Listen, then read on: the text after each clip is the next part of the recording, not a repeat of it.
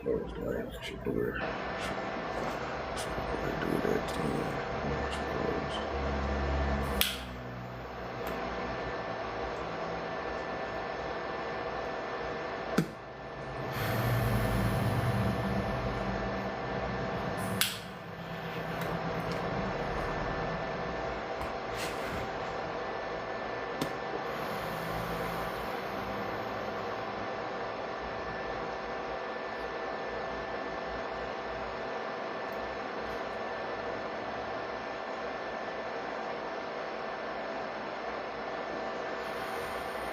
What's happening, Raw? Peace, peace. Grand Risings, Cherokee.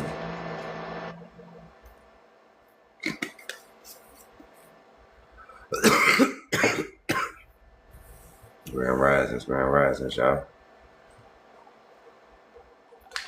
What's happening, Sunny? Sunny Harris in the building. Oh, I'll get that coffee in my system before we get started. I gotta get my paper planes together. Grand Risings, Jaguar in the building, y'all. Sandy and Lexus, peace. Grand Risings. Get my paper plane together real quick before we take flight.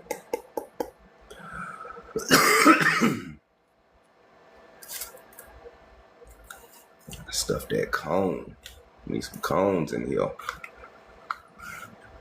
I prefer to use cones. If I ain't got no cones, I get them papers. Them papers.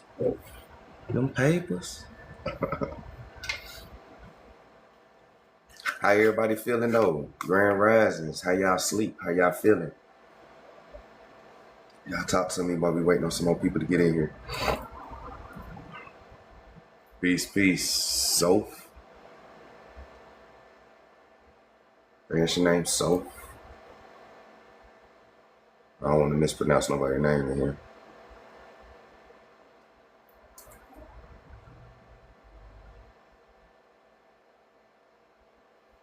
Baby G in the building.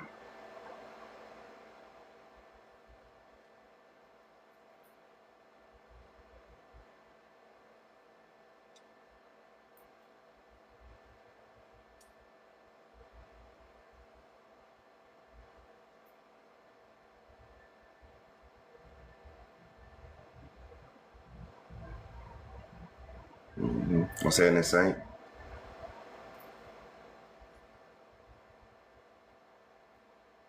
You'll be home in an hour. Facts. Hit the gym yesterday for the first time in a year. Feels so great. Now I gotta go back and hit the gym too. I'm about to start my I'm about to start my workout program next week. Yeah, next week. Trying to carve out time between work, live, and working out and everything. So I'm just trying to organize some stuff, get some stuff together, and then I'm definitely about to get back into my workouts because I've been slacking. I ain't even gonna cap. I've been slacking a little bit, so it's time to get back to it. You know what I'm saying? And the older we get, you know, you got to keep that body tone, keep the insides looking good, feeling good, just like the outside look good and feel good. So facts, man. Health is wealth. Can't get wealthy if your health bad. Yeah, definitely gotta find that balance, facts. Just trying to get a little bit more organized over here.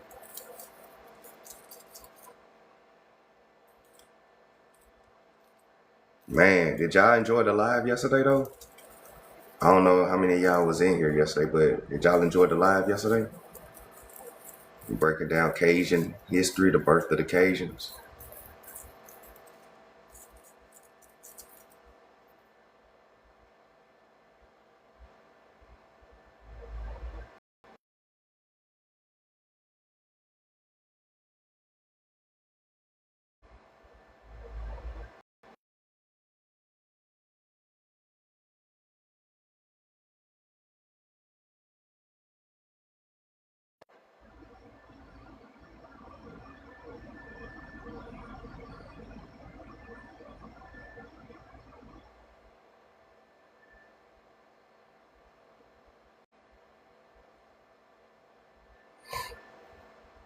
He said you missed it. I'm gonna recap some of it today.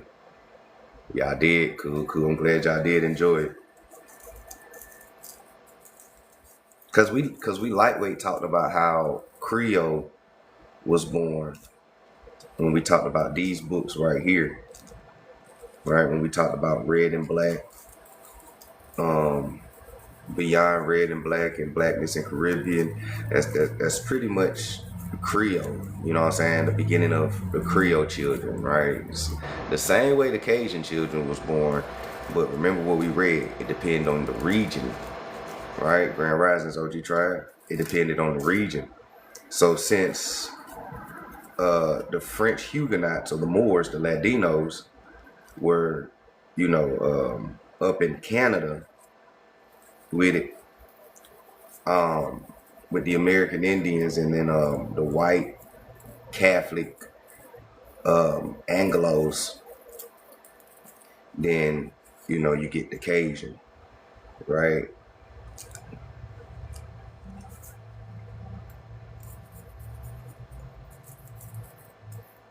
Grand Risings, y'all. Thank y'all for the gifts. Peace and love. What's happening in the Russian? Just waking up, getting the coffee together. We already got the coffee together. I'm getting my paper plane together. Hope everybody slept good. We're gonna get started here in just a second. Gonna let some more people wake up. So we got 13 people in here though. If y'all haven't hit that repost button or that share button, make sure y'all hit that share and that repost button for your boy. I really do appreciate it. Glad y'all tuning in with me for Cushion Coffee in the morning. Y'all know how we get down. Man, I got the coffee. I'm just trying to get the kush together.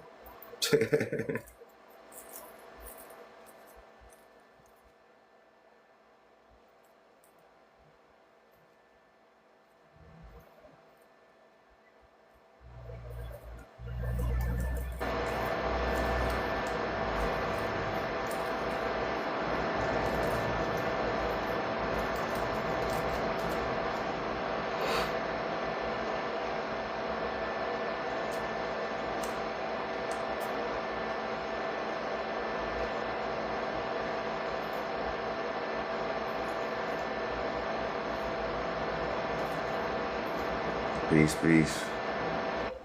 All right, got that pre-roll together. So we was breaking down Cajun history, right? The birth of the Cajuns, right? And we took it all the way back. All right, the birth of the Cajuns it starts off pretty much the same way with the Creoles. The birth of the Creoles pretty much starts the same way. It starts from religious persecution, seeking religious freedom in an unknown land, right? They mingle with the Indians. A lot of them mix with the Indians. Okay, some of them went to Canada, some went to Florida, South Carolina, Georgia, Mexico, a lot, Texas, and just a lot of these other places. You know what I'm saying? But it all starts from religious persecution. That's why, I always encourage people, if you want to understand colonial times, you have to understand religious history. If you don't understand religious history and the religious crusades and all of that type of stuff, you're going to be confused breaking down history all the time. And you won't realize how black and white are statuses and not really skin complexions or skin tones. All of that is recent, right? After they tried to whitewash history and cover everything up, and then they start trying to incorporate, okay, black means you're dark skin and white means light and fair. And you know what I'm saying? After they did the Reconstruction era and all of that, that's when they started trying to implement physical racism. You dig what I'm saying? But before all of that, black just means you wasn't a Christian or Catholic, and you're not unassimilatable. White just means that you have been successfully converted over to Catholic and Christianity in these times. So when we read these books and you hear black and white, don't think like white people and don't think like black people. You know, I mean, they're all black people, but don't think like that, right? Understand that it's a religious thing, okay? Black, Moors, Sephardics, Indians who didn't convert over, white is conversos, Moriscos, you know, and even Indians who was converted over successfully, okay? So it it plays a part, you know, and this is why we say that it's a status, right? It's a status. It's still a status today. You know, most of our people want to believe that they're Christians, but they're not Christians for real. You know, they not Christians for real. It look good on the outside, but on the inside, they ain't Christians for real. What's happening, LeVar? Peace, peace. Red line in the building. All right. So y'all kind of get that a little bit when we break it down like that.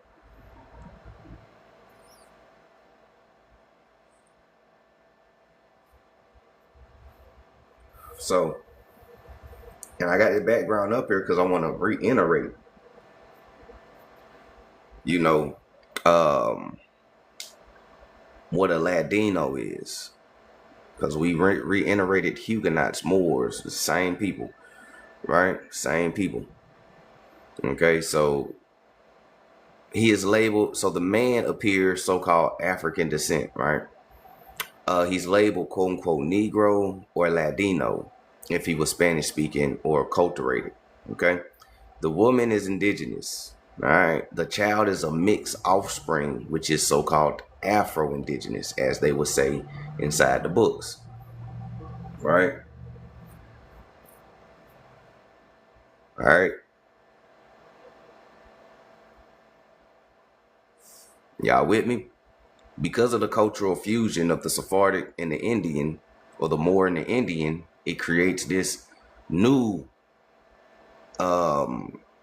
group of future people, right? Mainstream call them Afro-Indigenous, right? Or, you know, Afro-Mexican, Afro-American, or, you know, Afro-Indigenous, Afro-Latina, you know, Afro-anything, right? That right there is a combination of the Sephardic, Moor, and the Indian coming together. So technically, your first mestizos and mulattoes were still dark skinned. Okay. Your first mulattoes and mestizos were dark skinned. All that pale skin shit didn't start coming till later on in history. All right. Anybody got any questions?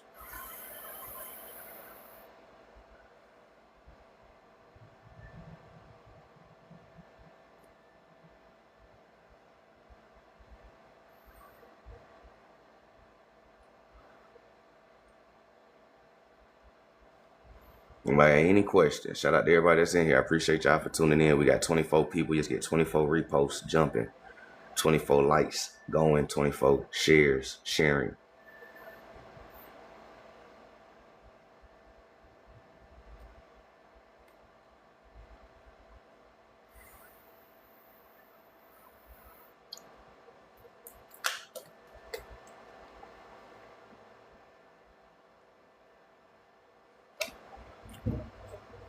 Are you saying the so-called African descent in the Caribbean is actually Moors mixed with Jews? Moors and Sephardic Jews are technically the same people. But yes, the so-called African descent are Moors and Sephardic Jews. Colonial Africa is not the same as modern Africa. Then the only reason why it confuses people is because people read colonial history with a modern mindset. In colonial times, that continent wasn't called Africa, so they wasn't Africans. That continent was called Libya or Ethiopia, depending on who's saying it. Africa at that time was a Roman province or a so-called country, which territory stretched from northwest of that continent to northeast and to southern Europe countries and southern France and Spain. That was so-called Africa at colonial times because it was controlled by the Romans, and that is a fact. So the only people technically living in these places were Sephardic Jews and Moors. So when they say they grabbing so-called Africans, which is a misnomer, They're grabbing Sephardics and Moors because colonial times come from the exile of the Sephardic Jews and Moors. When the Sephardic Jews and Moors got exiled from the Iberian Peninsula, most, if not all of them, came to the Caribbeans, the Yucatan, South America, and parts of North America. So,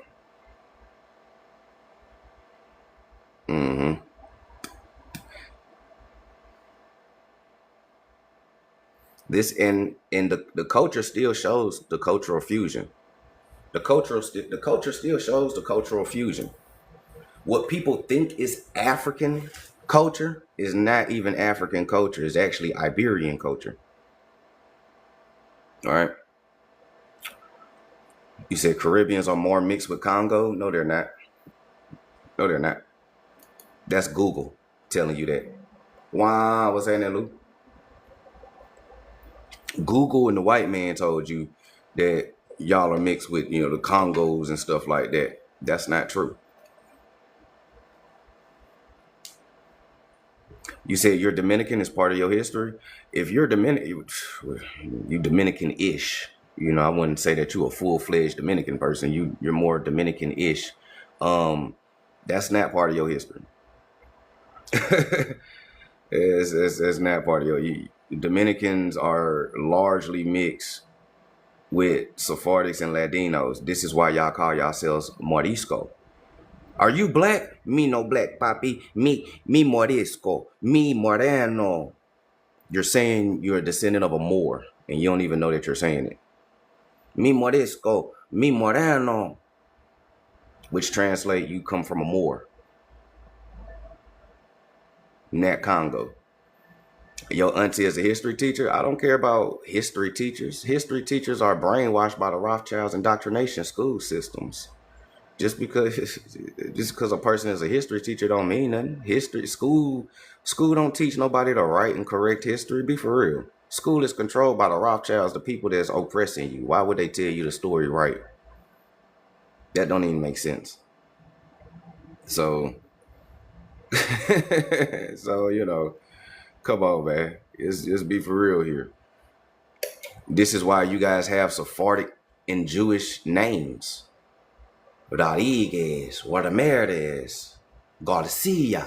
All of those ain't Congo names. Those are Sephardic and Moorish names. Everybody was brainwashed.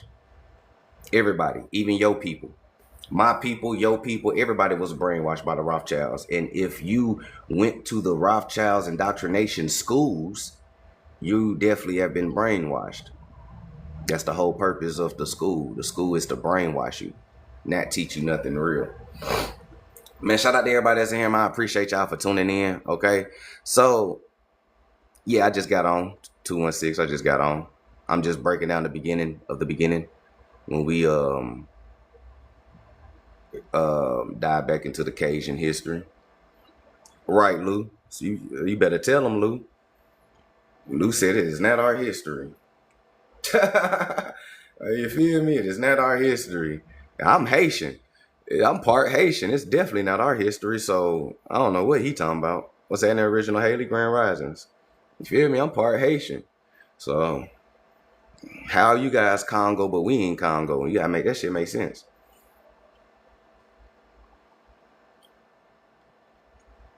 But anyways, though, not to get sidetracked.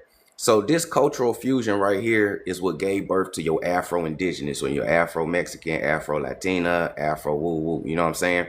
The Afro is because of the Al-Free, Al-Far, Al-Free tribe, which is Moors and Sephardics. Okay? So voodoo definitely doesn't come from the Congo. You're just regurgitating mainstream white man stuff now. You Afrocentrists. Boy, y'all Afrocentrists. Boy, that shit crazy as hell.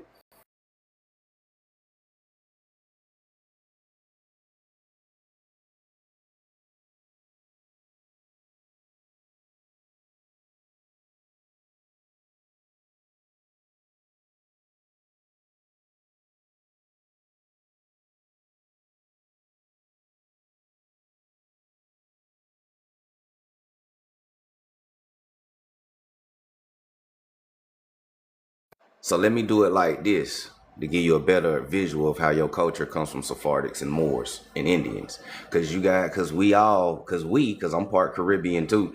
We all still do our Iberian culture with our indigenous culture too.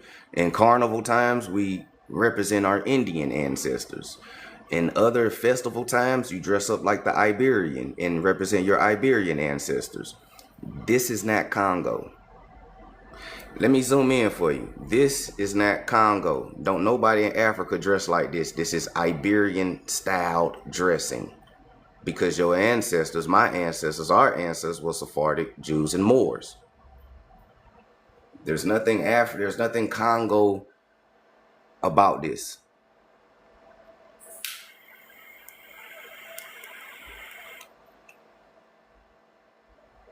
Okay? There's nothing Congo about this. And the macaroni dish, facts, definitely comes from the Iberian. Yep.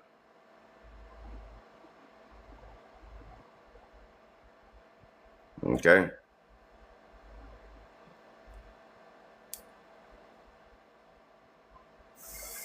So I'm just starting where the beginning at.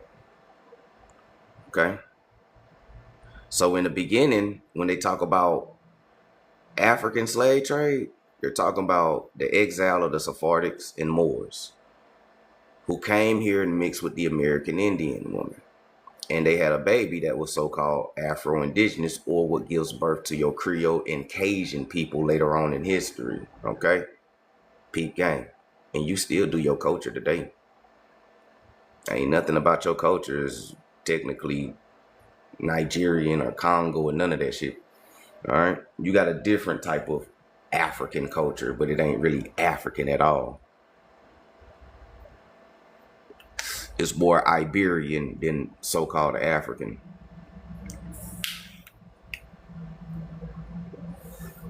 Okay.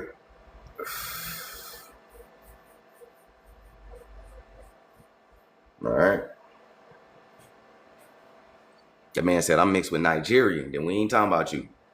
If you're mixed with Nigerian, that means you came after the colonial period. We talking about before colonial. Before the colonial period, there was no place called Nigeria. Nigeria didn't become created until like the 1800s. So there couldn't be Nigerian slaves because Nigeria didn't exist then. Now, a lot of places in so-called Africa didn't exist then because we're not talking about modern Africa. Once again, colonial Africa is not the same as modern Africa. This is why modern Africans don't know shit about nothing, because it ain't had shit to do with them. Right? They're tethering on to a story that ain't got nothing to do with them.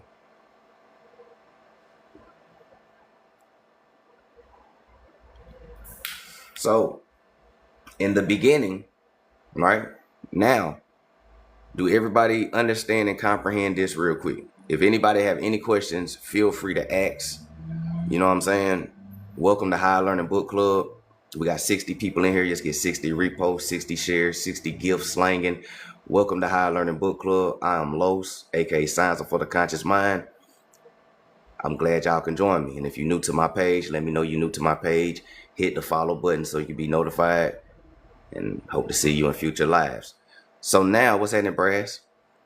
So,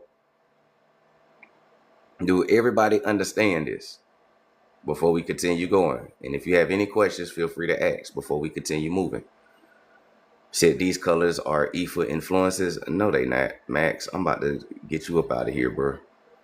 No, it's not. You don't comprehend, Will. It's a lot of illiteracy. You don't comprehend, Will. We're going to send you to a whole nother live.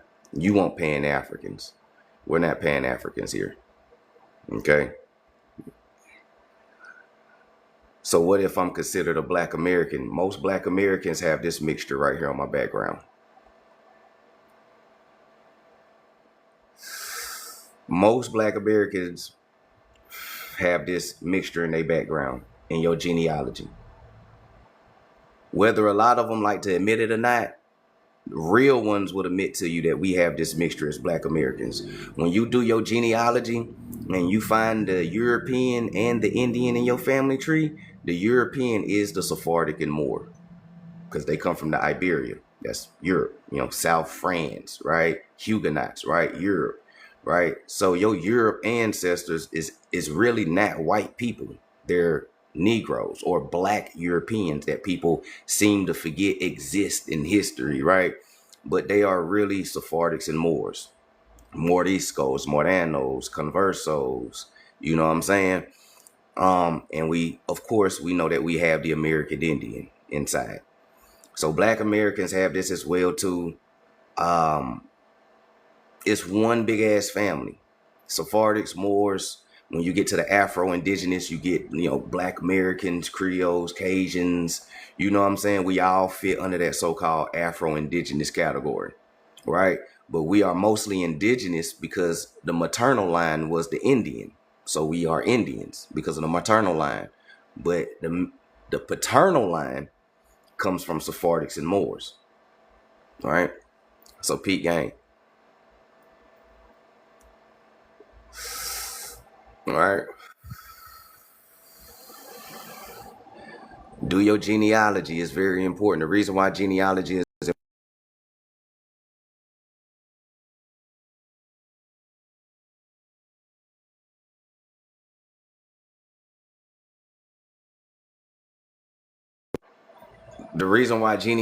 important because this is my genealogy.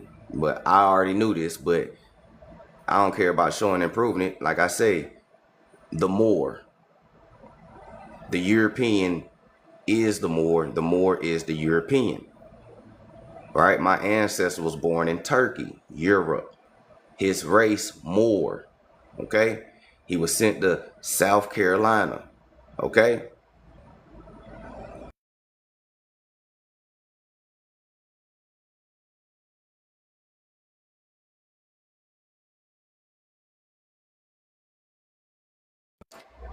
genealogy is important. My other ancestor, Lucius Dooley, Mississippian Shada. Like I said, most Black Americans have the Moor and the Indian, or the Sephardic and the Indian. Our culture already proves that, right?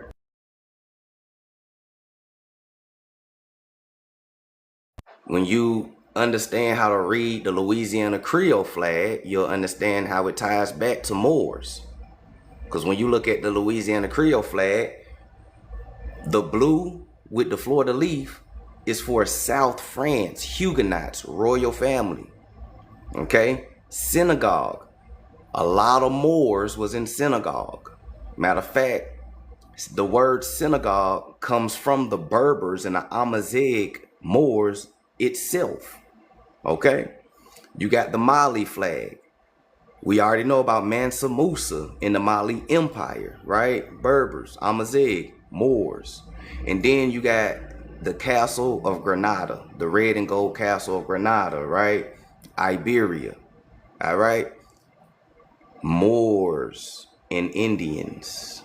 And then that white cross. You can screenshot this and go research behind me, but I know my culture. But the white cross that you see, right? It looks like it's divided into four flags. That's actually a white cross. That's for the American Indian that's been converted over to Christianity or Catholicism. Most Louisiana Creole people grew up Catholic or with rosary beads in parishes. So it'd be more of a Catholic thing.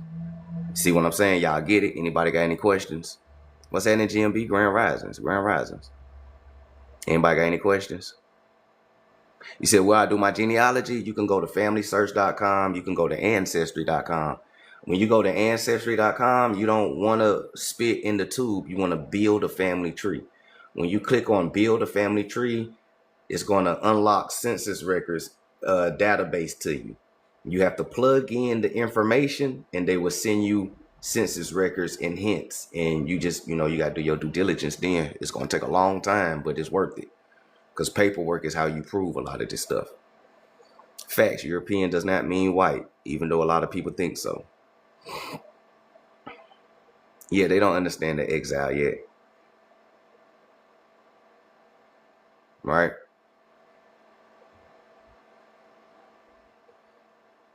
But y'all with me so far? Y'all got it? Anybody any questions? FamilySearch.com or Ancestry.com. Do your genealogy facts. All right. So the only difference between the Creole flag and the Cajun flag is what? Here's the Cajun flag. What's the difference? All right. Creole flag, Cajun flag. What's the difference?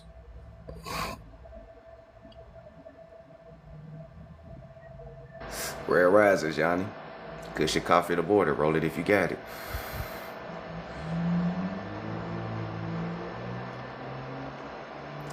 What's the difference between the Creole and Cajun flag? Let me flip back and forth. One more time for y'all. Creole, Cajun.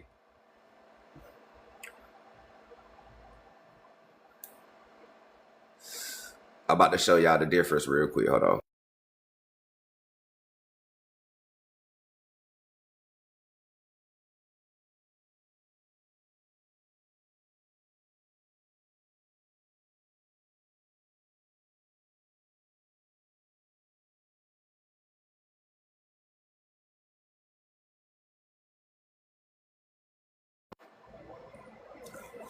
Y'all ever heard of Blockymento?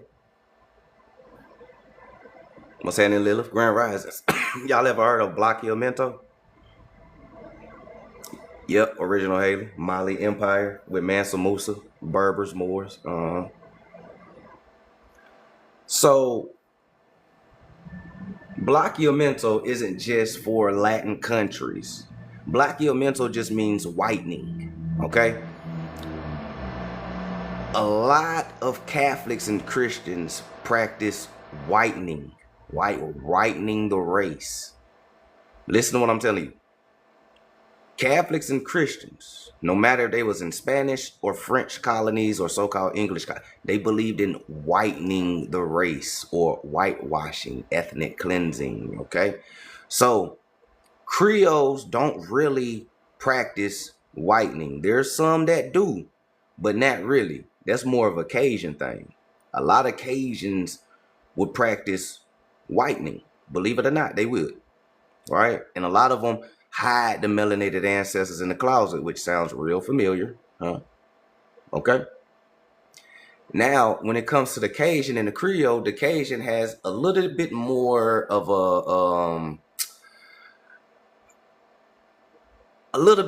a white Jesuit Catholic ancestor somewhere in the family tree.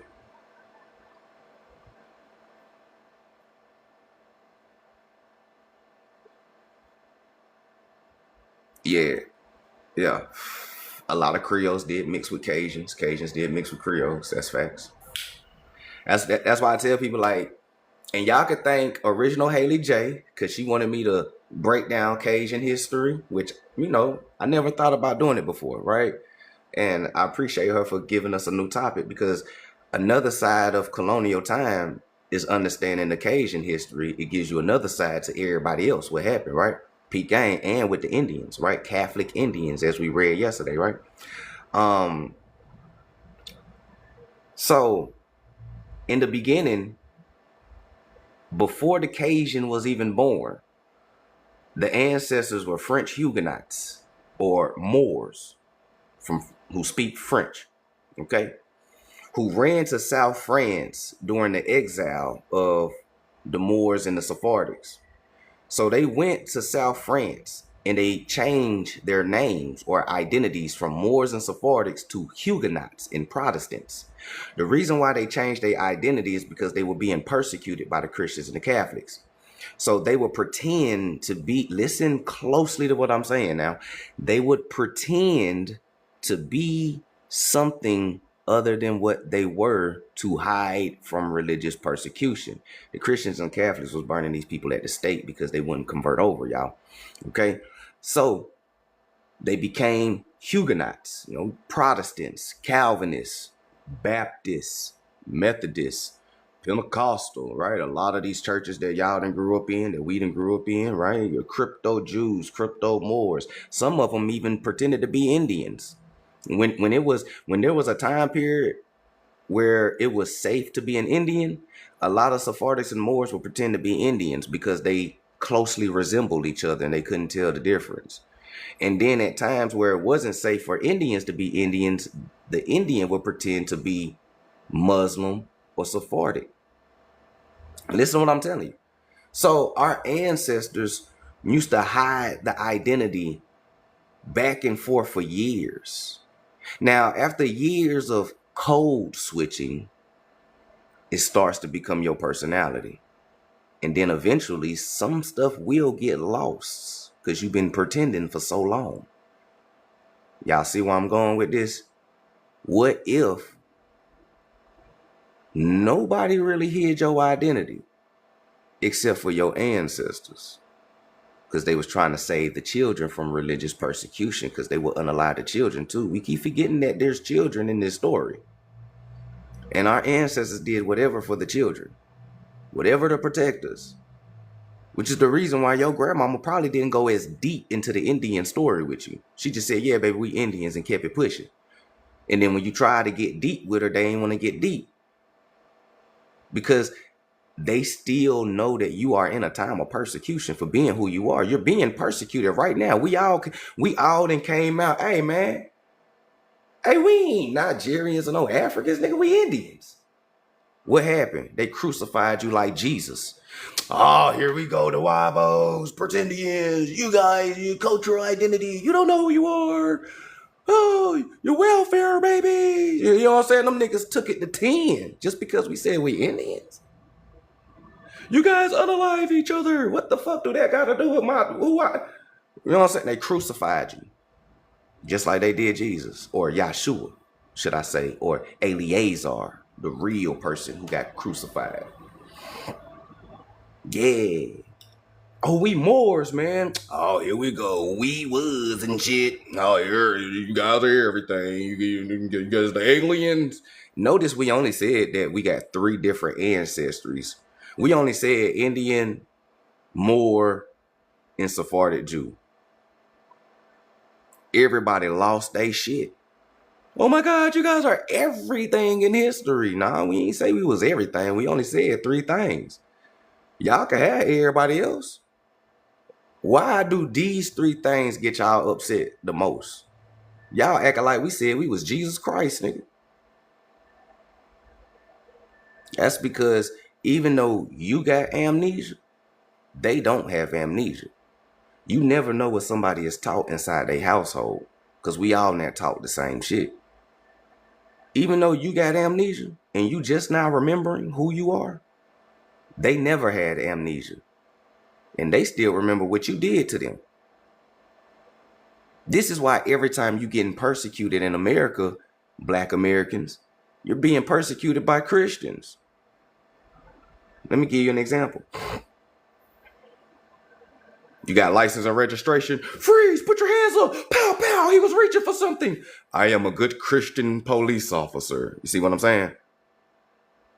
Lock him up. All the racist motherfuckers is Christians, G. Lock them up. They're heathens. They're savages. It's the same shit the Christians said to the Jews, the Moors, and the Indians, right? The pagans. They went from burning you at the stake in the 1500s to strange fruiting you in the 18 and early 1900s to now they just draw the strap down and this is a good Christian country. The reason why you are still called Black is because you haven't successfully been assimilated to white culture. You still act the same way. You still talk shit, still smoke bud. You still rebellious. You still don't like the government. You still don't like to play ball. So they're going to treat you just like your ancestors. This is why you are still called Black. You are a heathen. You wicked. You a heretic. You a pagan. This is a Christian country. Our people still are stuck in amnesia world, thinking that they're Christians. You're not Christians. That's why when you grew up and you went to a Black church, you ain't even know that you was attending a hoodoo ceremony. You don't know, you don't know that when you grew up in the West Indies and you went to church, you was attending a Santeria or the voodoo ceremony. You ain't know that. You just thought Jesus, tambourine shaking, falling out, speaking in tongues, white gloves, white hats. That ain't no Christian shit. That ain't Catholic. That's very Sephardic of you. If you want to see what a real Christian and Catholic church is, go to a white church. As soon as you walk in, you're going to feel like the devil is right behind you. You got the organ playing. Hong. He, ha, ha, ha. He, ha, he, ha. You man, hell nah. Damien about to come out the back on your ass. You better get the fuck up out of there. Niggas with masks and clan hoods about to get you. You better leave, nigga. You still being persecuted by Christians and Catholics still to this day.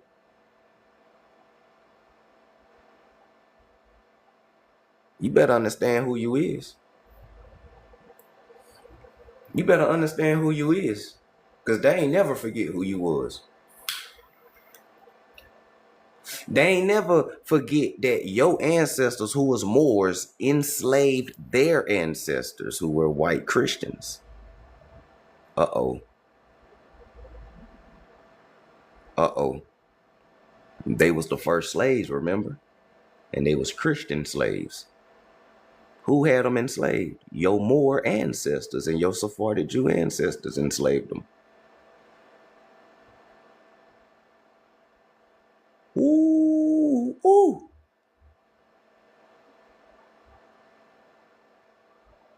Whew, shit, shouted.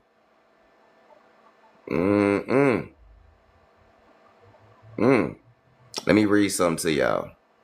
Let's go here. I be telling people to study religion. Not open the Bible and study religion. I'm talking about study the history of religion. A lot of your information is in there too.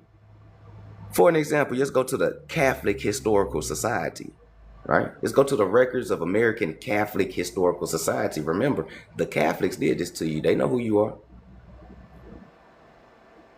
Our people haven't understand it yet. The United States government don't owe you reparations. The Vatican owe you reparations. They haven't figured it out yet. The government didn't sign the Papa Bulls and the Doctrine of Discovery. The government wasn't even around then. Uh-oh. Uh-oh.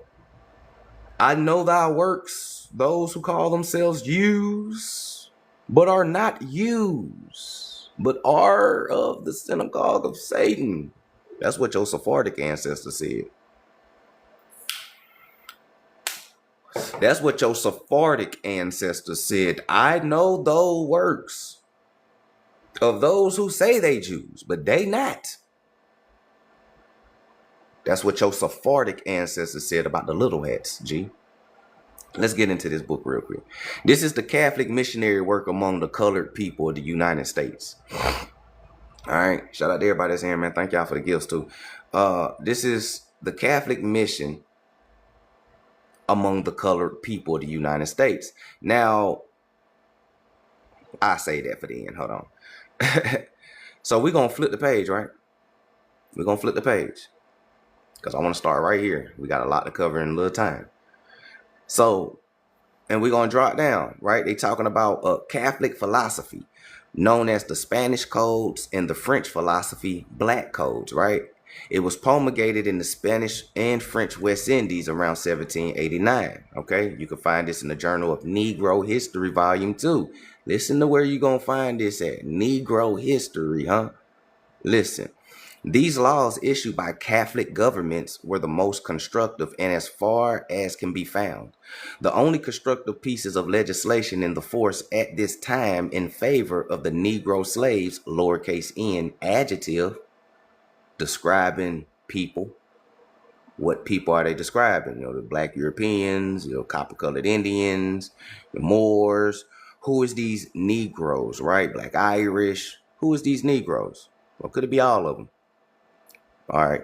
From the article by T.F. Meehan, referred to above, we learned that there were 970 Negroes, lowercase n adjective, living amongst 4,848 whites.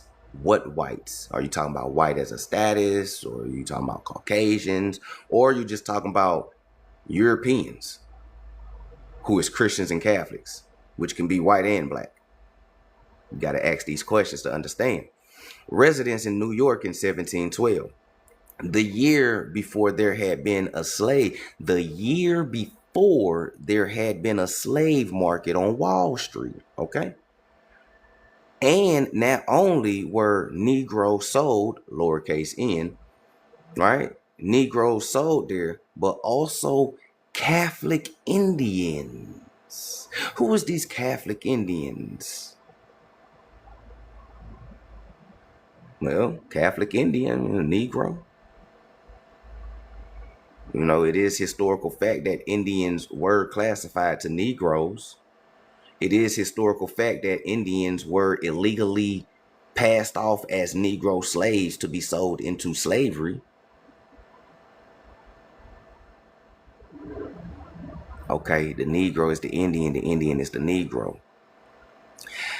But also Catholic Indians, who is the ancestors to the Cajuns, were sold into slavery, quote, by reason of their color, which was swarthy. So they're telling you that this Catholic Indian was sold into slavery because he was dark skinned. Damn, that sounds familiar. This Catholic Indian, or Indians, because it's plural, we got an S at the end, right? Catholic Indians. Catholic Indians, plural, more than one.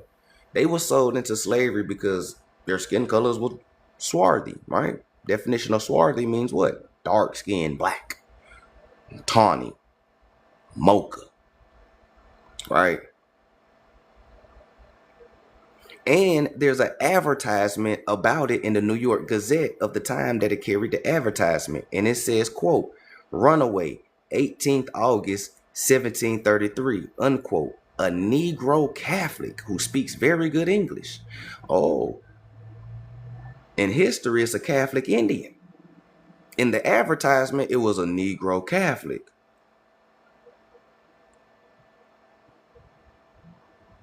The Indian is the Negro is the Indian.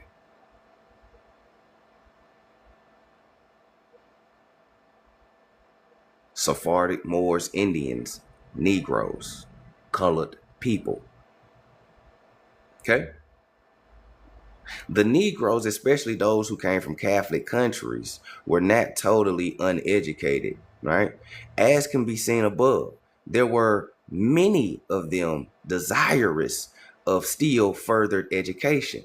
Therefore, the slave owners in many cases became afraid that the Negroes, lowercase n, adjective, by becoming too learned, would be dissatisfied with their lot and would strike out of freedom. Now, for those who's wondering why I keep saying lowercase n adjective, it's because you have a lot of people, which is crazy as hell. You have a lot of people that don't know the difference between a noun, a proper noun, and an adjective, right? They don't understand that when you see a lowercase n, that is not a noun or a proper noun. It is an adjective. It is describing a person, people, place, or thing. Right? So when they say Negroes, lowercase n, you have to use the definition of dark skin. So these Indians were dark skinned. So they Negroes. Now, you ain't going to look at a Native American on a reservation and call him a Negro, are you? We got 92 people in here. If you looking at a Native American on a reservation and the motherfuckers that be calling us wabos and shit, you ain't going to think that's a Negro. You can't even pass that off as a Negro. If you trying to say, if you came to me with a fucking Siberian talking about I got this Negro for sale, I'm gonna think you trying to scam me, and we gonna have a problem. That's like giving a nigga a counterfeit $100 bill. So who is these Indians? And remember, the Native Americans on the reservation openly tell you that we wasn't slaves, we owned slaves.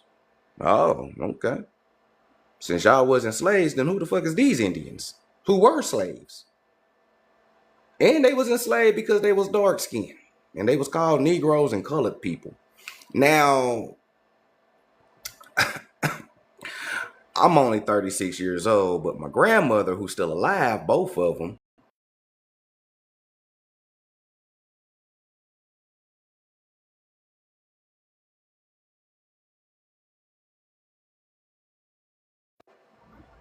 they came they came from a time.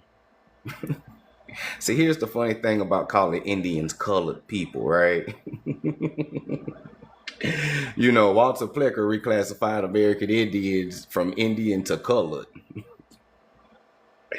That is historical documented that Indians were called Negroes and colored people. Like, that's historically documented. But here's the funny thing. There's only one group of people who was ever called colored in history. There's only one group of people who can do their genealogy and find the reclassification and paper genocide. This is why they want you to do a DNA test so much and deter you from doing your genealogy. The ones who want you to do a DNA test so bad is the ones who ain't got genealogy. It's the ones who ain't got the paperwork to prove the history. Because it wasn't them. And they know that. So this is why they jumped on the Rothschild white man bandwagon and pushing DNA tests so much. Right? And here's the funny thing about them in this DNA test. They not even doing it. See, I got trolled by this one Native American, right? I got trolled by this one Native American, right? On my Facebook. This is real time. This Native American, Frieza Jr., right? He posted this. This is my DNA test. There's nothing fake about this. You want to know what's funny about this? Is he is the 10th Native American, a so-called Native American, that took the same DNA test from reddit.com. Listen to what I'm telling you. This is what they're doing. He's the 10th one that then went to reddit.com, screenshot somebody else shit, come back and was like, yes, this is my DNA test. Nigga, you got this from Reddit. And the reason why I know is because every time a motherfucker posts their DNA test, it's always the same shit. 91 indigenous, and then you got that 1% Ireland in the bottom, and then you got the Cameroon. Like, I pay attention to this shit, bro, and I put them side by side. The lengths of lying that these people have to go through because they ain't got a leg to fucking stand on. The only people who can't be deported is Black Americans.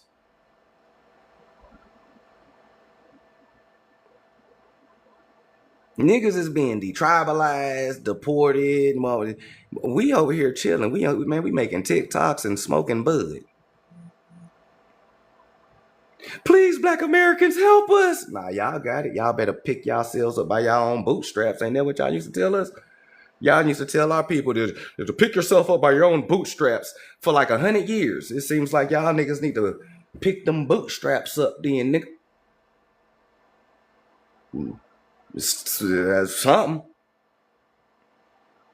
We tired. We taking the day off. We ain't fighting no more fucking battles, wars, rights. We ain't doing none of that shit. Y'all have fun. My people done. We tired, nigga.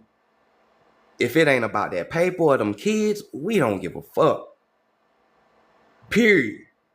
If it ain't about that dust or them kids, nigga, I don't give a fuck what ICE is doing to you niggas. Because where the fuck were y'all when the police was bashing our heads in, niggas, since the 50s? Huh? Where the fuck was everybody at, nigga?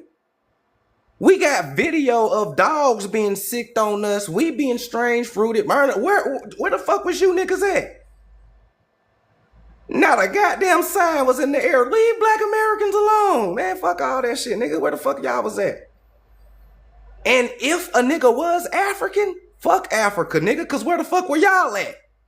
If we was Africans, nigga, where the fuck was y'all at, nigga? And y'all was here. Africans was here watching motherfuckers treat us like shit. If I was African, fuck Africa. Y'all niggas ain't no warriors, nigga. Cause if the African slave trade was real, nigga, they grabbed all the real niggas.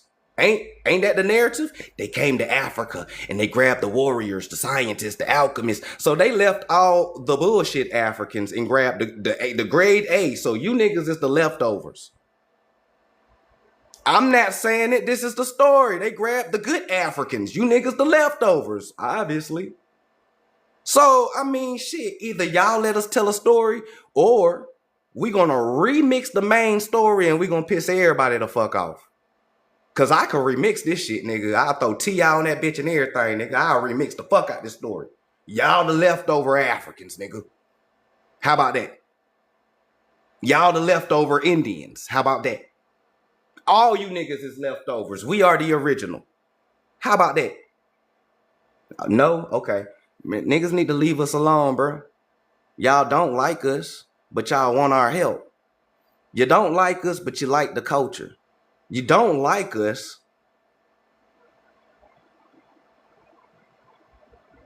but you want to look like us. Bruh, leave us the fuck alone. We don't bother no goddamn body, bruh, except for ourselves. And then they be bringing up black on black crime like that shit means something, bruh. Nigga, white folks, nigga, I just seen 2 white folks fight each other. Nigga, I live in Kentucky, nigga. These white folks be getting down on each other. What the fuck you mean? I just seen 2 white folks fight yesterday. Them niggas was going ham in the fucking parking lot. Well, fuck you, bro. Nah, fuck you. I'm sitting here in the window nosy. I bet you won't do nothing. See, that's it, Brad. I'm not your friend no more. And them niggas started scuffing. I was like, God damn, Brad. Hip throw him, Brad. Don't let Connor whoop your ass like this, man. I was trying to give him pointers. Come on, bro. Niggas be acting like Asians don't be having beef with each other. That shit kill me. Niggas come over here in America and develop a Jim Crow mindset and don't even think for themselves. Asians be saying the same shit. You guys hurt each other. Bitch, you came over here because the triads was on your ass. Shut up. The essays, you guys unalive each other. You guys over here because y'all scared of the fucking cartel, nigga. I remember that one year on Facebook when the cartel was posting knocking you niggas off. Everybody remember that on Facebook. Cartel was knocking you niggas off. We seen that shit. We got Crips and Bloods, nigga. The Mafias and the Triads don't like you niggas. It's a whole different ball game with y'all. Y'all niggas got cartels beefing. Y'all beefing with higher motherfuckers, nigga. We just beefing with the nigga across the street. Yeah, it ain't the same. You niggas is coming to America because it's motherfuckers that look like you who's oppressing you. Save that bullshit. Say that bullshit. This is why a lot of you niggas is coming to America, because it's a motherfucker that look like you oppressing you in your own goddamn country, nigga. It is not the same. Nigga, my next rant in 30 minutes. Y'all know how I get down. Shout out to everybody that's here, man. I appreciate y'all for tuning in. They got the right one. This why I can't go no council meetings. Them niggas will have me in handcuffs. I'm telling you. A lot of folks done told me, bro, you need to go to council meeting, but them niggas will have me in handcuffs, bro. I'm only a teacher, bro. I'm the wrong person to send to a council meeting. It ain't, yeah, we ain't even gonna get past the first statement. They're going to lock his ass up. See, that's that shit I'm talking about. We ain't even going to make it that far. Hey, shit. Hey, look, I'm telling you. And they ain't even going to let me in the door, nigga. Yeah, we seeing your content. You can't come in here. So shout out to everybody that's in here, man. So we pick it up where we left off with yesterday. So we broke down Cajun history, right? It all starts with the French Moors, the Huguenots, moving to Canada, Acadian, mixing with a lot of the Indians there, right? Micmac tribes and Cherokees, when the Cherokees or the Ananawiya was still up there in Canada before they migrated down, all right? Hey, thank you for that. Appreciate that. Right, and other indigenous tribes of Algonquian nation and a little Iroquois, right? Now, we're going to do a 2-for-1. Peace. What's happening, Nina? Now we're gonna do a 2-for-1. Let me catch up in the comments real quick, cause I like to interact in the comments. Y'all be in here. Now for real, them niggas was scuffling, boy. That shit was hilarious. I was smoking a black and everything, watching them niggas fight. I was smoking the shit out of a black. I'm telling you. So now, birth of the Cajuns, an Acadian story.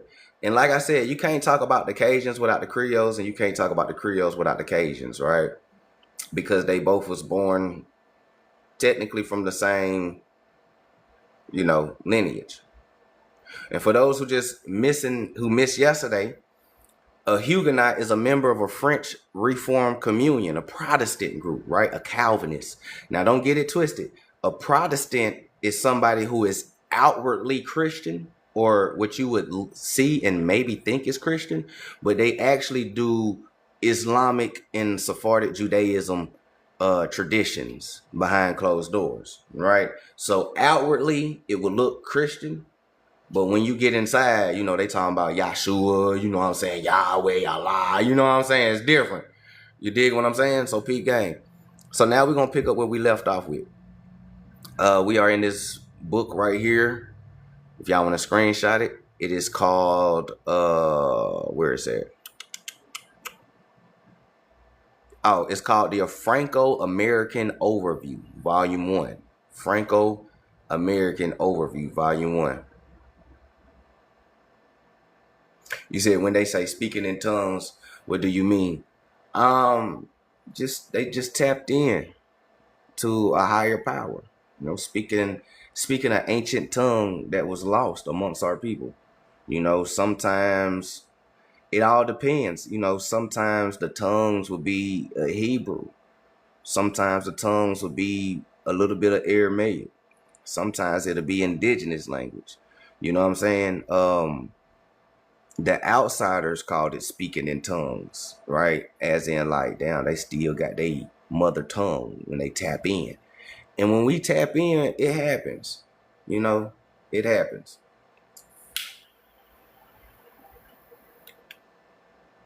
Might fuck around, start speaking Phoenician.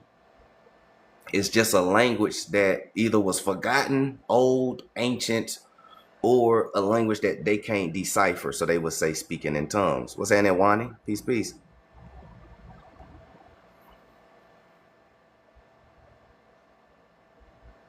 So why do they say we don't have a language other than English? That's because that's part of that's part of the psychological colonization. Everything that they say is to brainwash you. They're projecting.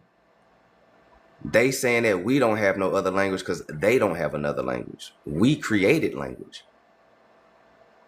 You can't have no language, even English, without the Phoenician alphabet, who is Negroes.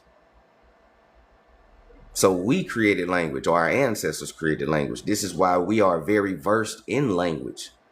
Our people can catch on to French, Spanish, you know what I'm saying? Whatever, real quick. Shit, our people can make up words on the spot. We can flip definitions of words. I can see a dope ass car, like I just said right there, right? Dope ass car, right? Can come down the block, and I can say, damn, man, that bit nasty. Somebody who ain't part of our culture will be like, damn, well, it's ugly. But you, who's part of my culture, you know what I'm saying to you. It's nasty. That bit clean. That bit wet. That bit fire. You know what I'm saying? So we still exhibit the habits of creating language still. We still are creating language still to this day. Every slang word, every Ebonics word, every Acadian structure, everything that we do, we always are creating something. We continue evolving and pushing the culture forward while everybody is at a standstill waiting to see what's next from us. You see what I'm saying? So, I mean, in a way, you can say that we don't have no other language than so-called English, but English is not so English. Just like I read yesterday about the not so English colony, the first so-called English colony wasn't even an English colony. They was all Sephardics and Moors. So your English ain't even English, or what you speaking is not what you think it is. Right? When I don't know if you was here, Pop, when I broke down Ebonics, but every single word that we say in our Ebonics is either Latin, Arabic, Indigenous, Irish, Scottish. So what is English for real, quote unquote?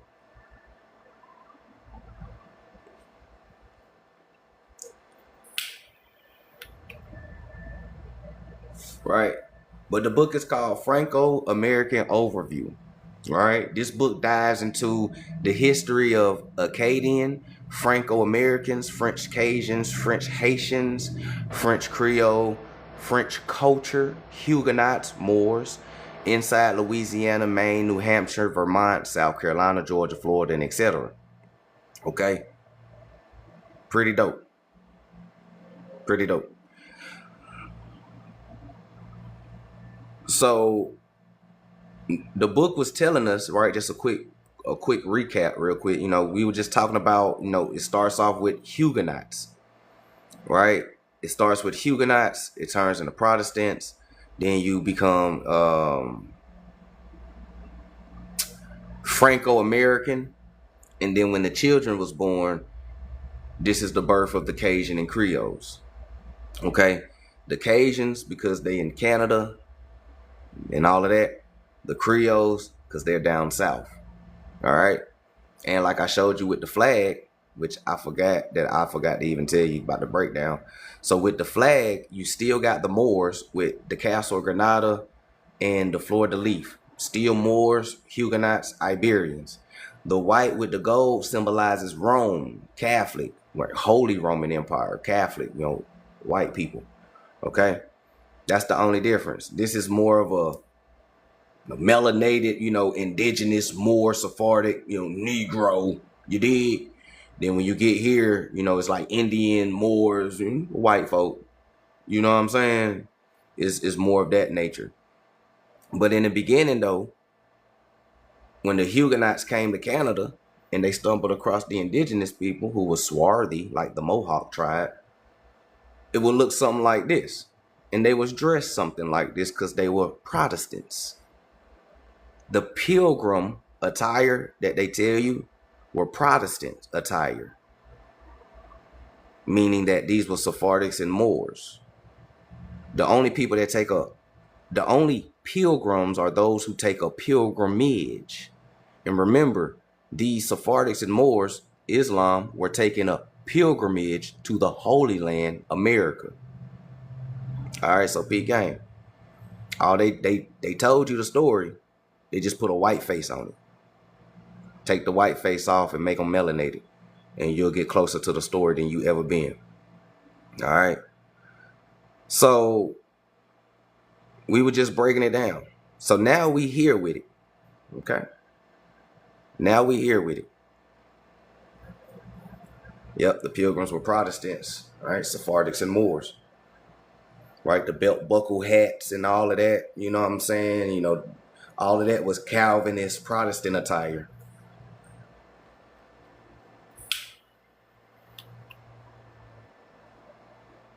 What's happening, Darius? Welcome back. Welcome back. Appreciate the gifts too, y'all. Thank y'all for the gifts, man. I appreciate y'all for tuning in and supporting.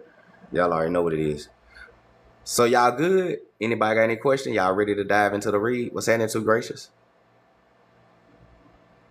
Yeah, don't forget the Greek and Roman. Yeah, facts. Facts. The Greek and the Roman. Can't forget about them. So they whitewash all history. Kinda. You might as well say they did. They whitewashed the main parts in history, I would say. They whitewashed the main parts in history. That's why when you talk about Egyptians, it's some white Arab looking motherfucker. Some, white Mediterranean phenotype. When you talk about Indians, it's the same white Mediterranean phenotype, Eurasian phenotype. When you talk about, Europeans and Greeks and all of this type of shit, and all of that is the same phenotype. So they whitewash the main character of the story. Put it like that. They whitewash the main character of the story.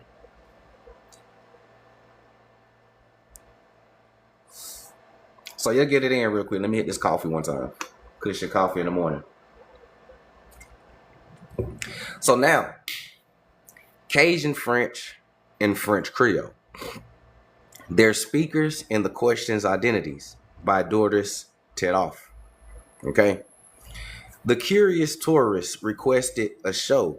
The curious tourist requested show me occasion can present the Louisianan with a perplexed problem. Who indeed is occasion, and how can he or she be identified? The traveler might first be given a comfortable chair and a good history book. As he reads, he will learn about a group of French people who settled in Acadian in the early 1600s, right? These French people, right? Moors, Huguenots, okay? He might learn something of their life there. He will certainly find ample descriptions of their persecutions by the English, right? Catholics and Christians, of their expulsion, right, from the New World colonies. The period of Le Grand Derangement will be recounted. He will read how an uncertain number of refugees found their way to Louisiana via circuitous routes. Questions about their ancestral existence in France before any of these events and about their reasons of migrating to Acadia will probably remain unsatisfied. In any case, he will be more curious about how many there are today in Louisiana and why they are called Cajuns. Okay. Now, I'm about to connect the dot for y'all real quick. So, do y'all know the slaves? Do y'all know the slave narrative that they gave you when they say runaways will run up north for freedom? Do y'all remember when they used to tell us that the slaves will run up north for freedom?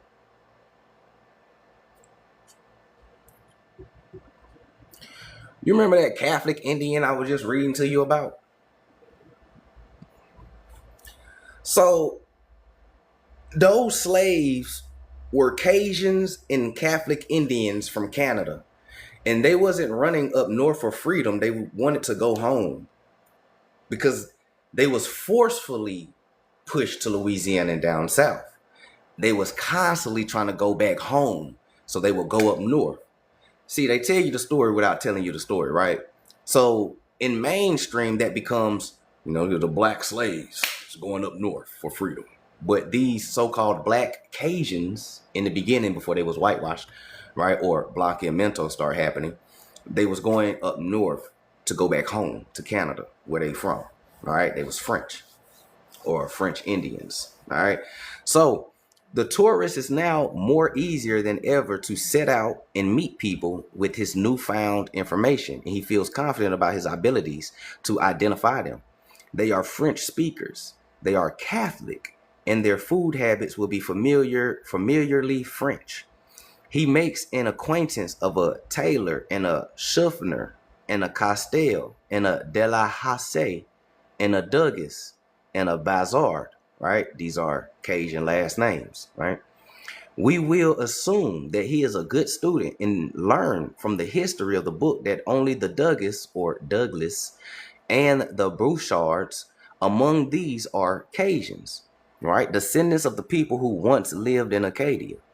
The others he will discover are English, German, Spanish, and French in origin, right? Still Moors, just Moors of different region, right? Listen, we will further assume that the visitors is a French speaker himself. He finds that with some effort, he can understand the speech with some of his new acquaintance. Other speakers are almost totally incomprehensible to him. They are not speaking French, though he recognizes a word here and there. He finds that all are Catholics and that their domestic cuisine is superb, but is not French. Instead, he is offered filet gumbo, right? Filet gumbo and rice. Remember where filet gumbo come from, y'all? Listen. He just said he's like their domestic cuisine is superb, but it is not French. Instead, he is offered filet gumbo and rice. He has not only never tasted it before, but the word filet and gumbo are not part of his French vocabulary. Filet and gumbo is not French. Do y'all remember where filet gumbo come from? What's that in the Korea? What's that in the Philippines? Anybody remember where filet gumbo come from? Remember when I showed y'all that? Y'all remember where it come from?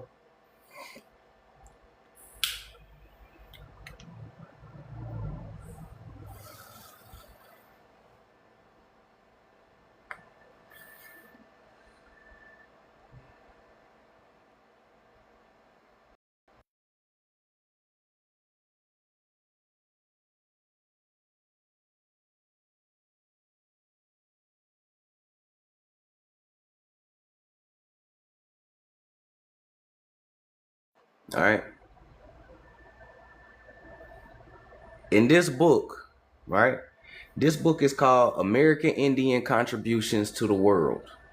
15,000 Inventions and Innovations by American Indians. Filet gumbo is an American Indian dish. It didn't come from Africa. None of that shit. It is American Indian. Filet gumbo is a pre-contact dish in North American Southeast cultures. Shout out to all my Southeast people. What's that in E-Flow? Filet gumbo is a dish flavored and thickened with dried and ground leaves from the saffragas tree, which is called filet. The Shada or the Choctaw, a tribe that lived in now what is called Mississippi and Alabama, introduced filet gumbo to southern settlers. The southern settlers are the Cajuns that we're reading about right now. And the Cajuns introduced it to other Europeans. Okay? It was introduced to southern settlers, right? The dish is made from vegetables cooked in a seafood stock to which the filet powder is added after about 2 hours. Shrimp and crab may be added, and the stew is served over rice. Filet gumbo has become a famous part of Cajun cuisine. Okay?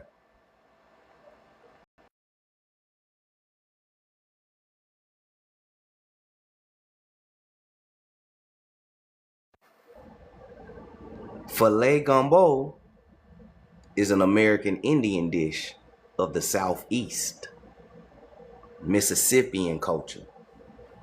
Not Athabascan, not Siberian, Southeast, Mississippian, American Indian. Okay?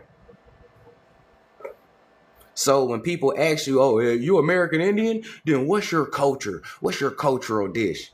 Something that they can't even comprehend what it is because they've been brainwashed. What my American Indian cultural dish is what you call soul food. Cornbread, which is Indian bread. Gumbo, jambalaya, right? Neck bones, collard greens, black eyed peas, turnips, turkey legs, turkey wings, turkey necks, ham hocks, bison burgers, deer meat, jerk deer. You know what I'm saying? Like the list go on. Alligator nuggets. Yeah, I'm real Southern. I'm from Georgia. Yeah, alligator nuggets. Yeah, we get it in very indigenously. I can tell you all the time what our dishes is. You know somebody who can't tell you that? Native Americans on the reservation pretending to be us. You ask a Native American, what's y'all cuisine dish? They gonna be like fried bread and puppy stew. Oh yeah, they eat puppy soup. It's a ceremonial dish. They get the baby puppy and they stew his ass up. That's savagery. We're not savages. Okay? He said, then they try to tell us it's slave food. Yeah, they try to tell us it's slave food. If slaves was eating gumbo and soul food, they was eating good. Think about it. The slave narrative, and this is how I debunk that whole soul food and slave food shit, and the Pan-Africans hate me for doing it, but it's real shit. Only way you gonna debunk this is with history, knowledge, and common sense and logic. For one, they told you slaves work from sun up to sundown. When the fuck did they have time to prepare soul food? It takes time to cook it. Which I'm starting to wonder if some of these people really are people, because you watch grandmama prepare dinner. She started at 10 or 11 o'clock throwing out shit. Food wasn't ready until about 5. It takes time to prepare it. When did niggas have to, if we work from sun up to sundown? Okay. That's a hole in the slave narrative and in the soul food narrative, okay? Secondly, they said that we made soul food from the scraps that the slave master didn't want. How the fuck am I gonna make collard greens from scraps? How am I gonna make turkey necks and black eyed peas and mac and cheese from scraps? Mac and cheese is actually an Iberian dish. The Moors brought it with them. For those who don't know, mac and cheese is an Iberian dish. It came with the Sephardics and Moors. All right, this is that cultural fusion that I'm talking about. What scraps did they throw away for us to make sweet potato pie and apple pie, dressing, candied yams, rice, right? Gumbo, jambalaya? This ain't made with scraps. Ain't shit in this bowl scrappy. And when you do your genealogy and you realize you didn't descend from slaves, then you got to start asking, okay, well, shit. They said it's slave food, but my people ain't never been slaves. And my grandmama said we always cook this shit.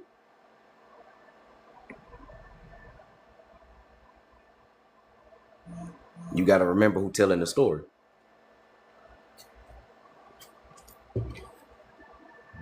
Okay? You got to remember who telling the story.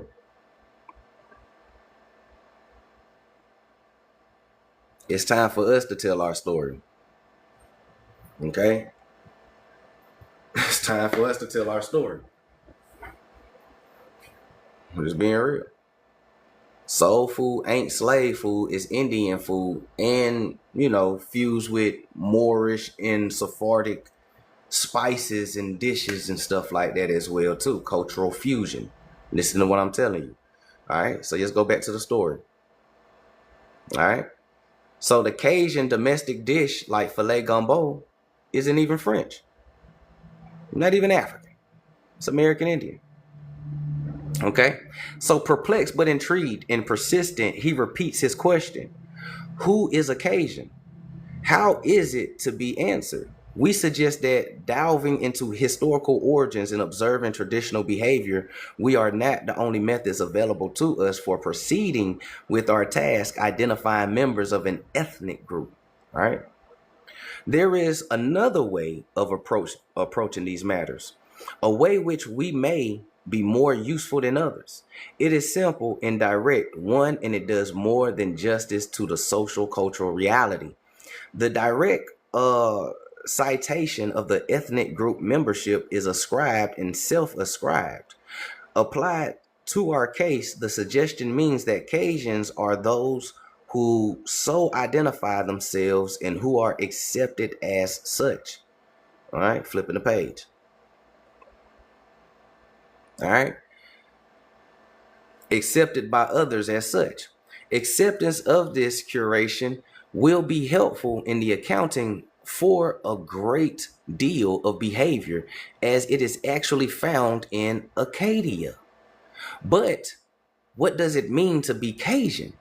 Most outsiders tend to perceive Cajuns as a monolithic group having in mind some stereotype image, right? Some stereotype image like Bobby Boucher, Waterboy, right? Stereotype image.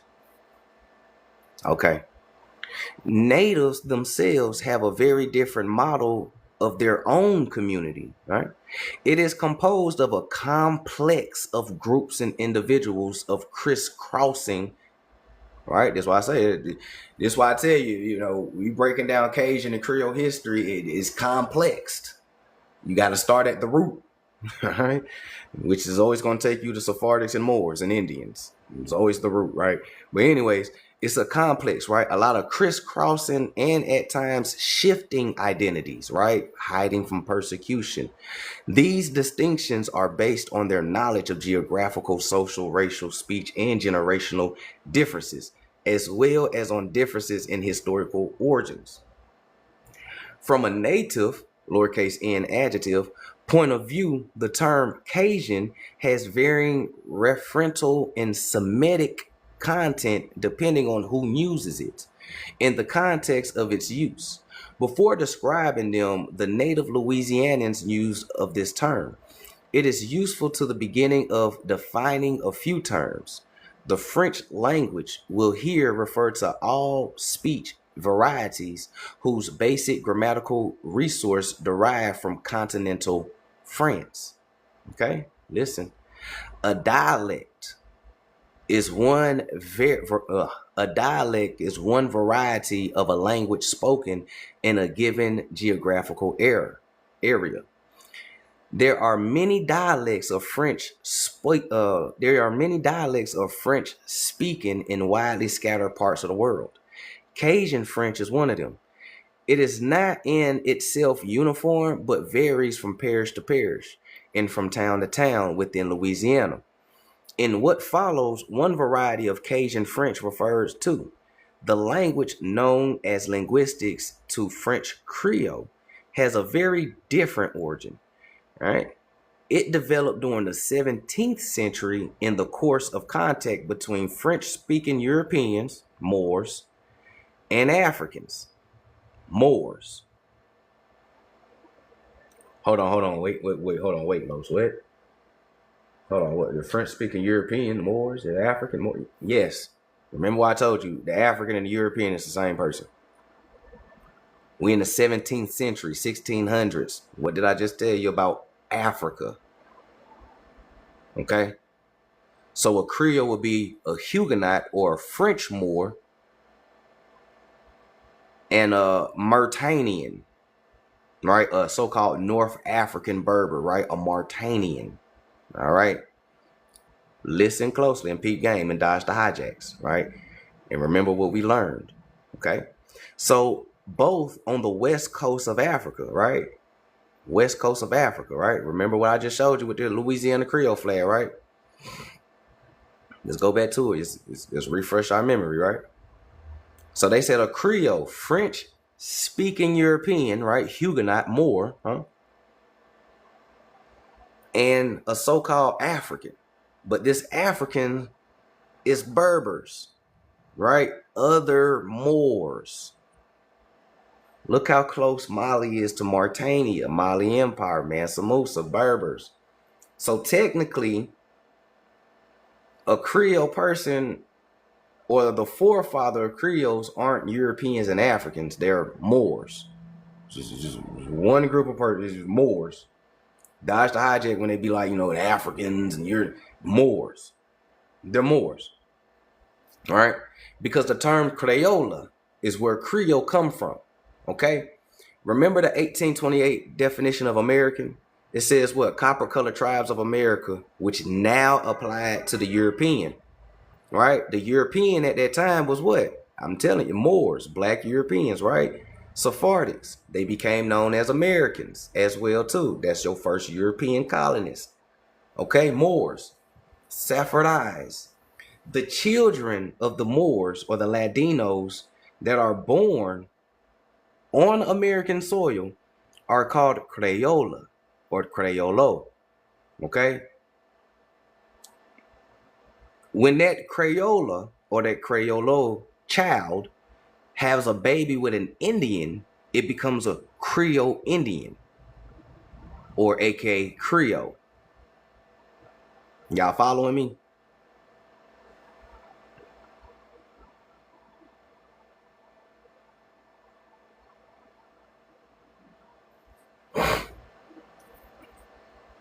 Okay.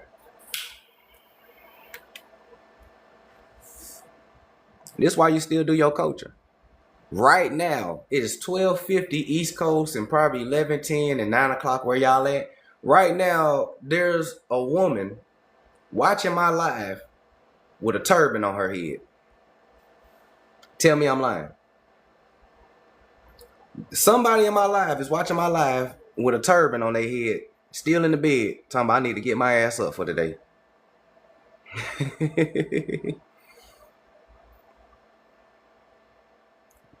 Cultural fusion, where that turban come from? Taiwan law, right?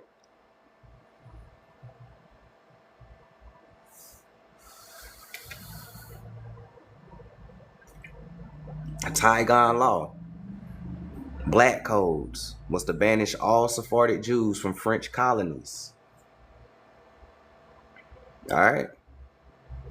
So that's the only difference, and they just told you, right, between the Cajun and the Creole, right?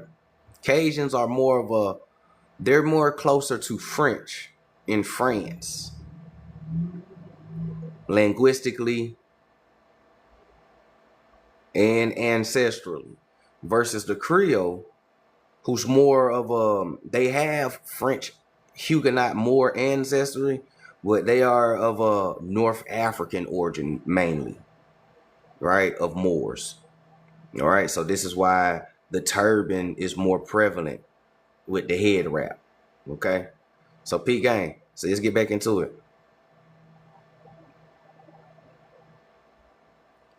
So now,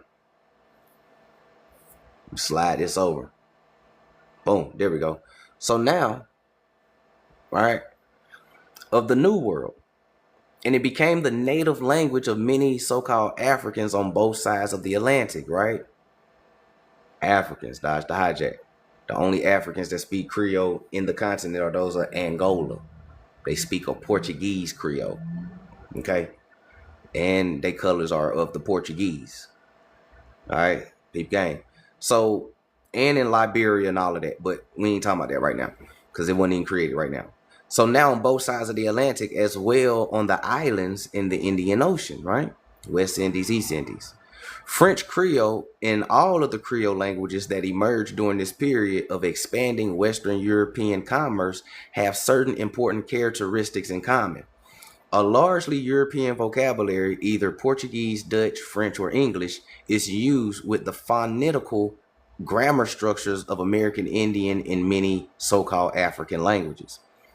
Dodge the hijack with the African languages, right? We're talking about Mauritanians, Berbers, Arabic, all right, Tutnese, right? Tut, the language Tutnese. Go back and listen to Tutnese. For those who know what Tut is and Tutnese, go back and listen to Tutnese, and then go listen to Arabic, and then go listen to American Indian. That's your African, okay? Peep game. So now, in some communities in the Acadia, both the Cajun French and the French Creole are spoken. Though the distinction between them is well recognized and of great importance socially, in certain contexts with the two are regarded as closely related because of the Moors, the Huguenots. For this reason, the term French is sometimes exclusive to both.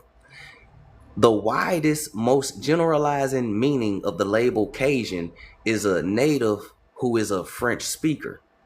All right, an Indian who speaks French, or French Indian. Okay. In this case, French stands for the both Cajun and Creole languages. In contrast to Cajun are the labels American, right, Indian, or Englishman, right, European. All right. Terms often used as semantically identical and therefore interchangeable, right? Interchange Englishman with American, right? Moors. This is reasonable given the history of the area and still important in French Anglo-Saxon boundaries, bisecting states. Either of the terms refer to all outsiders, English speakers with whom one may have contact with. All right. Since the term denotes a native who is a French speaker, it is not surprising that black speakers, right, black, so-called black, right, black speakers of either the French dialect or the French Creole are often identified as Cajuns. And black speakers, Cajuns, right? Some Afro-Americans, right? Remember Afro-American, Afro-Indigenous, right? Afro, right? The mixture of Latinos and Indians, Some of the Afro-Americans so identify themselves. That's why I be trying to tell people who be trying to separate Cajuns, Creoles, and Black Americans. We all the same, technically. The only thing is different is our accents. Real shit. That's the only thing different is our accents. We all the same. a so-called melanated Cajun, Creole, Black American. Y'all, man, we all the same people. We come from Indians, Moors, Sephardics. Only thing different is just the region. Some of y'all ancestors are French Moors. Some of ours is Irish and Scottish Moors. Other people might be English Moors or the Black Moors, right? Some folks might be the Dutch Moors that came over here, right? The Moorzans. You did? That's the only difference was the region, because after the Sephardics and Moors got exiled from their homelands, they start living in these places for over, the 50 years, 100 years, 200 years. So the accents and the dialects start changing, right? This is where you start getting, the French accents, right? The Louisiana, and Savannah, Georgia, and the Texas accents, right? It's a little bit French in there if you listen hard, right? When you come to Georgia, South Carolina, Florida, Alabama, we have more of an Irish Scottish accent going on. You know what I'm saying? It's slower than the Jamaican Irish and Scottish accent, but that's where our accent come from. As Floridians and Georgians and South Carolinas, and we have more of an Irish Scottish accent going on. You dig what I'm saying? When you go to Baltimore and in all of those places, they have more of English English Blackamoor accent, right? That's why they have the accent they have, right? When you go to New York and up north, right? New York, Philly, and all of that, they have a Dutch Italian Moorish accent, right? When you start understanding the history and start understanding the accents and shit, you can start seeing where the ancestry play a part in. That's why I say that we the same. Only thing different is just our accents and our dialects and how we structure our sentences. But even in that mist, we still understand each other. I could go to Louisiana and have a full conversation with them. I still understand you. We still Indians, Well, Pete Gang, right? Pete Gang.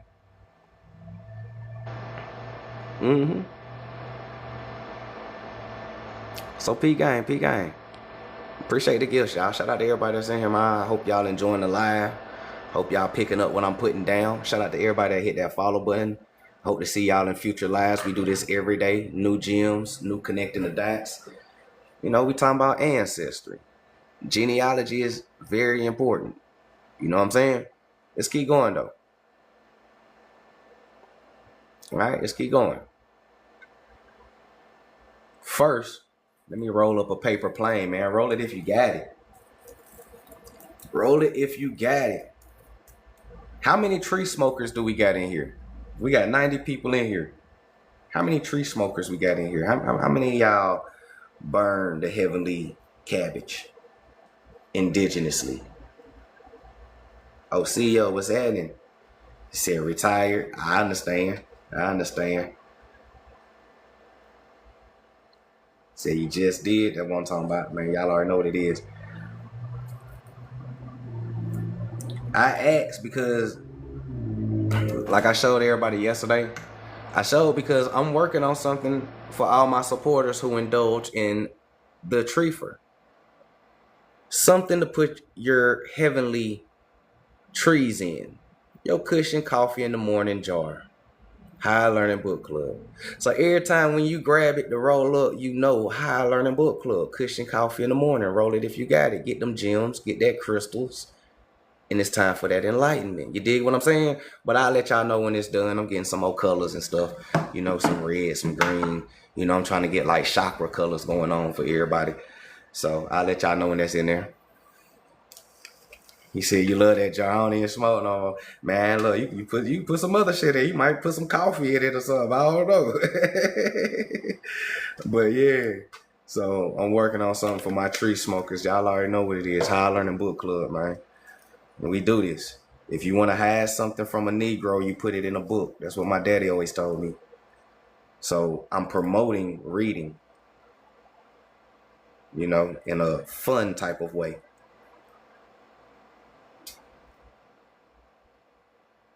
So shout out to everybody that's in here, man. I appreciate all the love and the support, man. We came a long way from when I first started. So now, right? Was that in raw? Nah, facts. That's Sophia lettuce. You said you need that green one. I got you. I'm gonna try to find some colors. You already lit up. Hey, y'all already know what it is. So now, before describing the next, hold on, did I already read this? Yeah, I already read it. Hold on, my bad.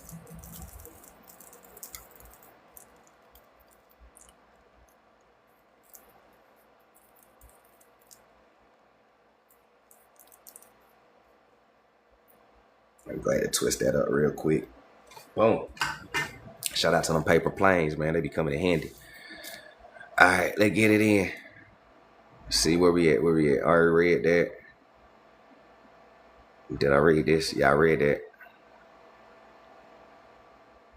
Okay, here we go. Right here. We right here.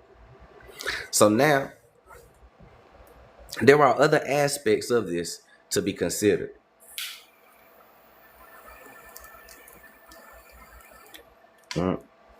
There are other aspects of this to be considered.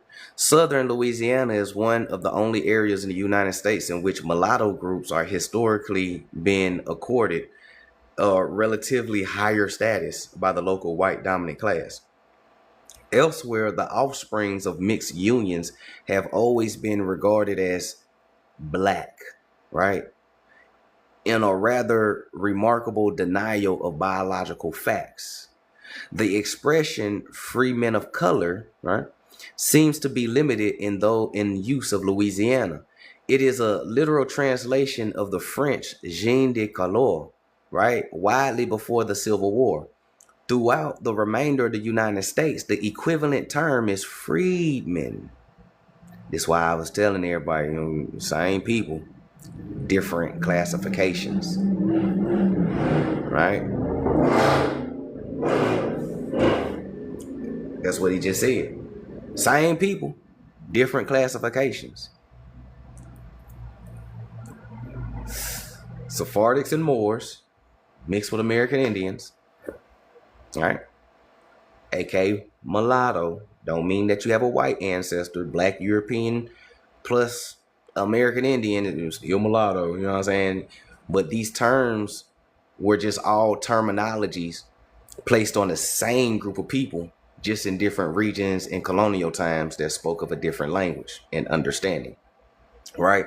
So when you're Creole, Cajun, mulatto, mestizo, the free men of color, colored people, the freedmen, you know what I'm saying? The black, Negro, same people, different classifications. Dig what I'm saying? So the expression gens de couleur is in a current usage. Most quote unquote blacks in the area are gens de couleur, right? People of color, claiming a white ancestor with living memory, right? Right? Cajun, right? Claiming a white ancestor with living memory. Okay? It is apparent that in some localities, relations between so-called whites and blacks, right, statuses, have been close for the prolonged period of time. Frequent informal daily contact between them was necessary and accepted ingredient of living. This was especially so for the children who spent so much of their childhoods together, right? Spent so much of their childhoods together, right?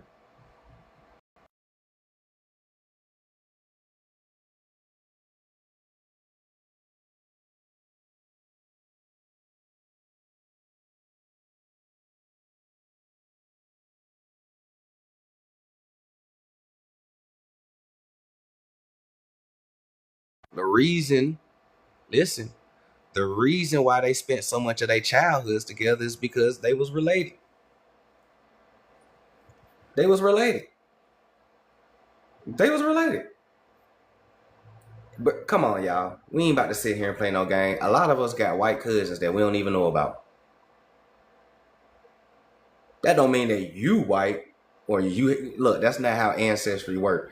Your grandmama got 12 kids. One of her kids could mix outside of the race and have a mixed baby. That's still your cousin. Right? So you'll be surprised, or you probably won't be surprised that most white people ain't even white. They white passing. They lying to you, but most so-called white folks ain't even white for real. They white passing like a motherfucker. And trust me, as a person who lives in Kentucky, whose history is no different than Louisiana because we got the same Florida leaf over here. I'm not saying I'm from Kentucky, but I've been here long enough, right? It's the same shit. You would be surprised, bro. I've seen this shit plenty of times. Two brothers, like two melanated people, get into a fight, and a white boy come out of nowhere, jump into the fight because that's his cousin. A lot of these people ain't they white passing, man. Why you think White Mike and them grew up in the hood? Everybody had a White Mike in the hood. White Mike grew up in the hood because one of his cousins was one of your friends that was a melanated person. Or some of us got places like here in Louisville that there's a whole place called Portland where so-called white people live in, but it's like the projects in the hood for so-called white folk. But they not really white. They're white passing. Listen to what I'm telling you. Listen to what I'm telling you.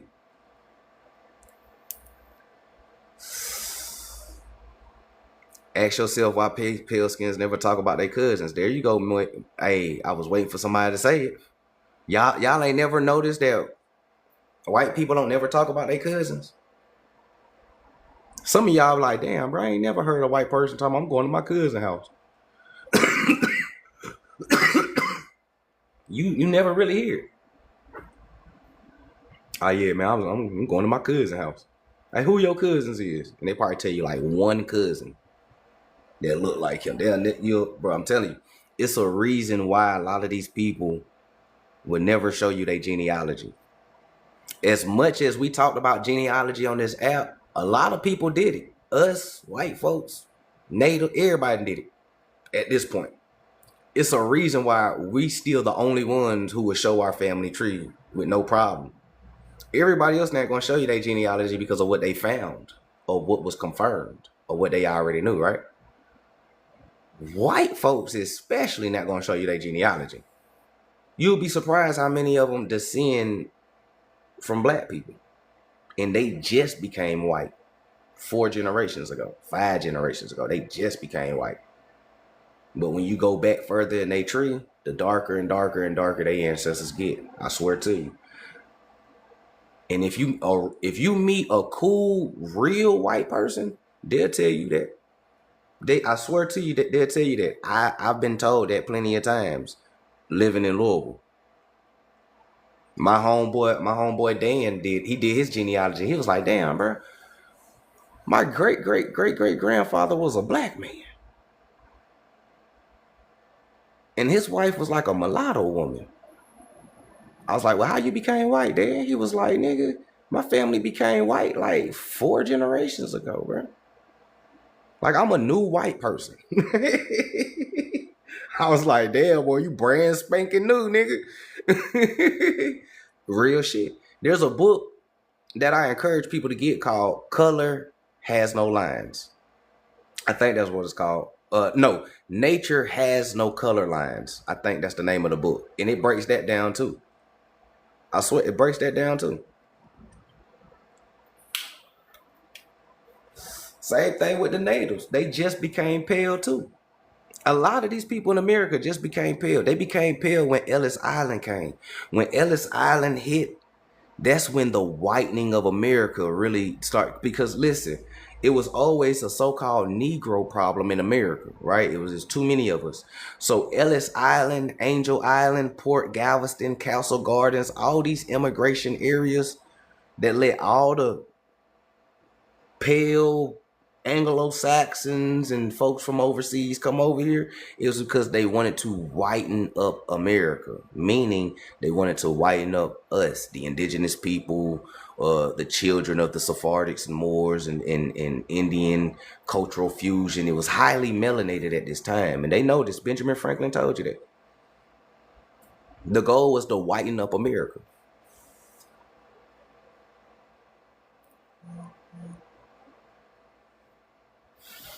Right?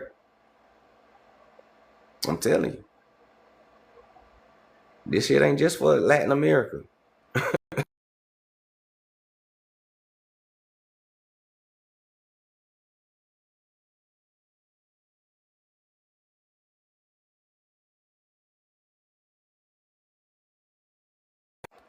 Right?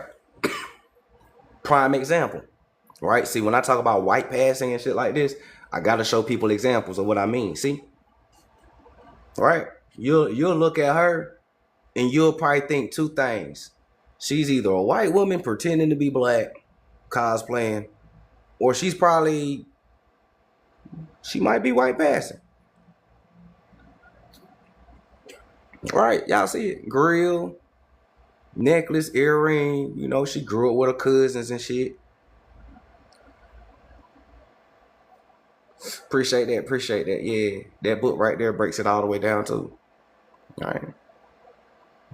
She grew up in the hood, you know what I'm saying? I'm about to fuck your mind up with something. All right. All of our brothers is dating white women. All that other shit, right? Maybe that white woman ain't really a white woman. That's why that kid came out real melanated. Y'all ever think about that? If the brothers was really dating white women, why is the kid still coming out super dark? Maybe she got a little melanated in her. All right, I'm just saying. Right?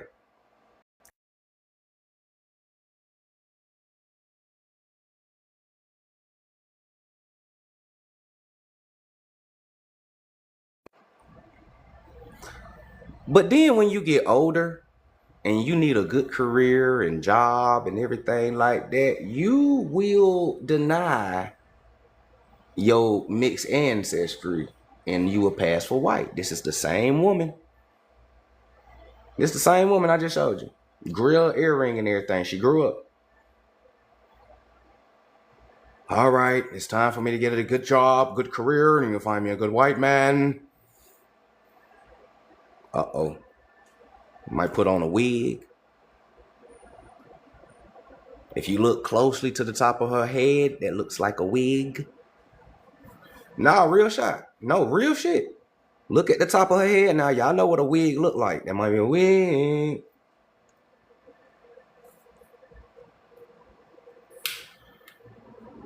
If I gotta pass for white, I gotta pass for white. I gotta put contacts in.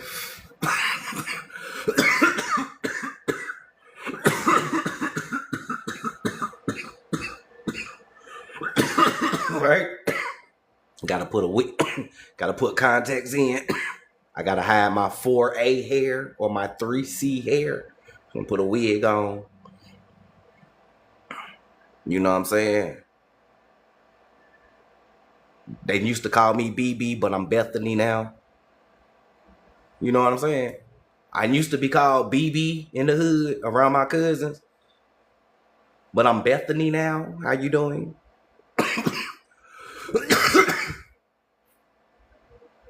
And I'm for real. If y'all do, I'm telling y'all, this is a funny rabbit hole to go down though.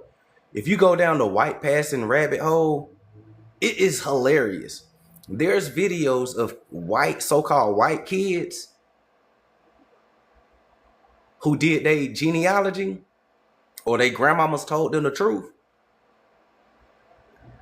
It fucks up their whole world. It blows their whole mind. Like I watched one video, this white girl thought that it was white this whole time. And her mama was passing for white. They never got a chance to see their grandmother before because she passed away. So while they was cleaning out the attic or some shit like that, she came across a melanated old woman, right? And she went to her mama. She was like, "Mama, who is this?" And her mama was like, "That's your grandmama." And she was like, "What?" She said, "That's my mama." "You not white?" She was like, "Nope." "And you not either." It fucked their whole world up. That shit was hilarious. I was on the other end rolling. I was like, damn. But you will see why they will lie though, right? Because they know about this system that was set up, right? They know about this system. If I want to make it in this racist system, I I have to hide my past, pretend to be something that I'm not. So when you really start thinking about identity crisis, we ain't gonna go there though. But go down that rabbit hole of white passing. Boy, that shit is hilarious. So, and I say that to say this because in a lot of times in colonial history, when they say white people, they not talking about like, they talking about shit. I don't mean say shit. They talking about stuff like this when they say white people, right? A lot of times, I'm telling you some real shit. Or, you know, Christians or Catholics or whatever the case may be. But let's keep going with the story though. So that will be considered a Cajun today though, right?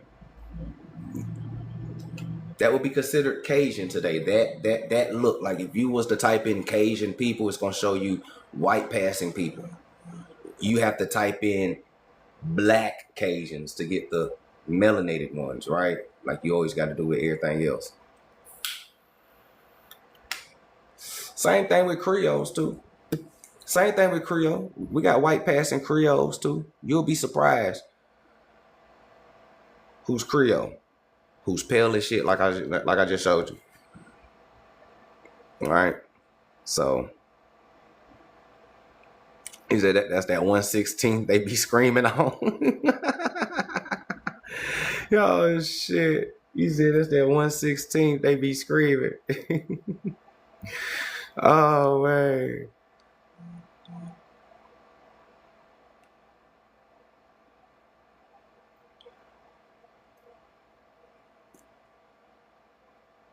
Mm-hmm. Uh-huh.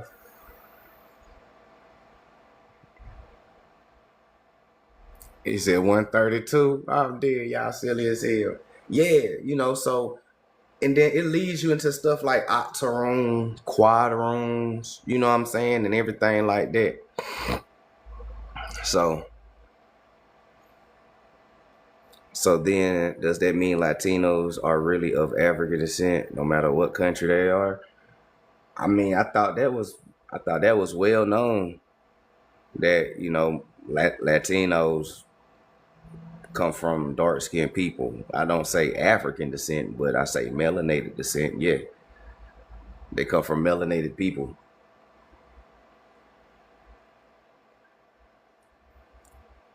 But, you know, they practice whitening as well, or blanqueamiento, la raza, as they call it. You know what I'm saying? That's what they call it. So they practice the same shit.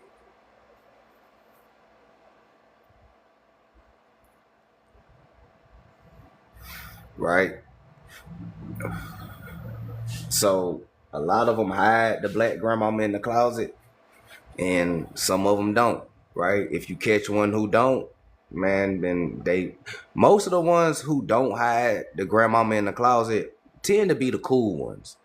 You know what I'm saying? Like, if you really want to know who's cool and who's not, most of them will admit, yeah, you know, my indigenous grandmama was dark skinned, or you know, or you know, I have so-called black people in my family, and you know, Mordano and Morisco. Like most of them cool with it. You feel me? And and a lot of them tend to be cool. The ones who are racist be the ones that hide this shit. You like, you know, you come from niggas, right? Nah, no, I didn't. No, I didn't. I am indigenous and white. You be like, ah, here this nigga go. Them niggas be quick. I'm indigenous and white. No, not me. No, no, papi. No, papi. Me no black. Papi. No. Me moreno. It's the same thing, nigga. It's the same thing. You come from black people. Me no black, papi. Me moreno, moresco. It's just, they niggas. It's the same thing, nigga. Stop playing semantics with me. It's the same thing, bro. Stop playing with me, man. I'll beat you up in here. It's the same. For real, bro. But it'd be funny. It'd be funny, though. It'd be funny. Hey. But it's the same thing. It'd be the same thing with us, though. Black Americans. You know you got that European in you. I ain't got no European in me, boy. I'm pure Indian. Here this nigga go. You pure Indian nigga. Yeah, I'm pure Indian nigga. I ain't got no European. You know, we all Indians. Oh, this nigga lying. So where the fuck was your family hiding at when everything was popping off in the mountains, G? That's why I don't really go with that whole, you know, we're pure Indians and Indians only. That's just on a mainstream narrative, right? Just, you know, because y'all know I got two sets of truths, right? On mainstream narrative, not to confuse people, I won't go. Come on, bro, stop playing. You know, you did your genealogy and you got that European. Who is that Moor and Sephardic? Now, if we going beyond the boundaries of mainstream, then I would say, yes, you are pure Indian. Because technically the Sephardic, the Moor, and the Indian is the same person. Technically. This is why your melanin is still worth 600 per gram, because how pure you are. You ain't really mixed. Because remember, the African is the European is the Sephardic and Moor. The Sephardic and Moors are nothing but American Indians that left America 5,000 years ago, spreading civilization around the world, such as pyramid building, geometry, astrology, cosmology, agriculture, architecture, alchemy, spirituality, right? Astronomy, and everything else.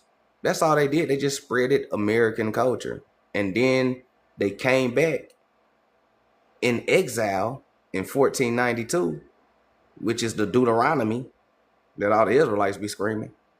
But they came back in 1492, Deuteronomy. They just came back home. They got deported back home to America. Who they got deported by? The Anglo-Saxons, Holy Roman Empire niggas. That's it. So if we going beyond the boundaries and you can comprehend that, then yeah, the Moor, Sephardic, and Indian are the same people. You ain't really mixed. These just different labels because you was in different places when they found you, right? They even called the Moors in Britain British Indians. Yeah, these are British Indians, the Irish Indians, Philippine Indians. You know what I'm saying? But if we going beyond the borders and you can comprehend that, then yeah, you ain't mixed. You're technically full-blooded. Still. That's why they want your DNA. They want your blood. They still testing shit on you. They still experimenting on you still to this day, still trying to figure out who you are, because we are a very unique group of people. We don't do what everybody do, and everybody don't do what we do. We are not like the Africans. The Africans not like us. We are not like the Black Brits or the Ireland. We are something completely new and unique of pure indigeneity. We are the original that everybody else come from. That's what they don't want to tell nobody. That the antediluvian man and woman is the oldest being on earth, which would be us. And all the others came from us. America's the real old world. Don't ever let them tell you nothing different. All right. So, what's happening, Rita? Peace, peace.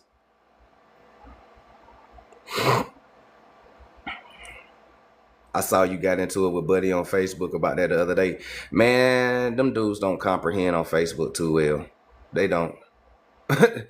Yeah, same shit, different toilet. Yeah, them dudes on Facebook don't really comprehend too well. I was trying to tell them that, like, people get hung up on titles instead of history, right? And people on TikTok do it too. They get hung up on titles. Man, we ain't the Jews, nigga. Man, we Indians, nigga. Man, we ain't no Moors, nigga. We Indians, nigga. I ain't no Egyptian. Egyptian ain't in America, nigga. We Indian. Y'all always trying to make us more.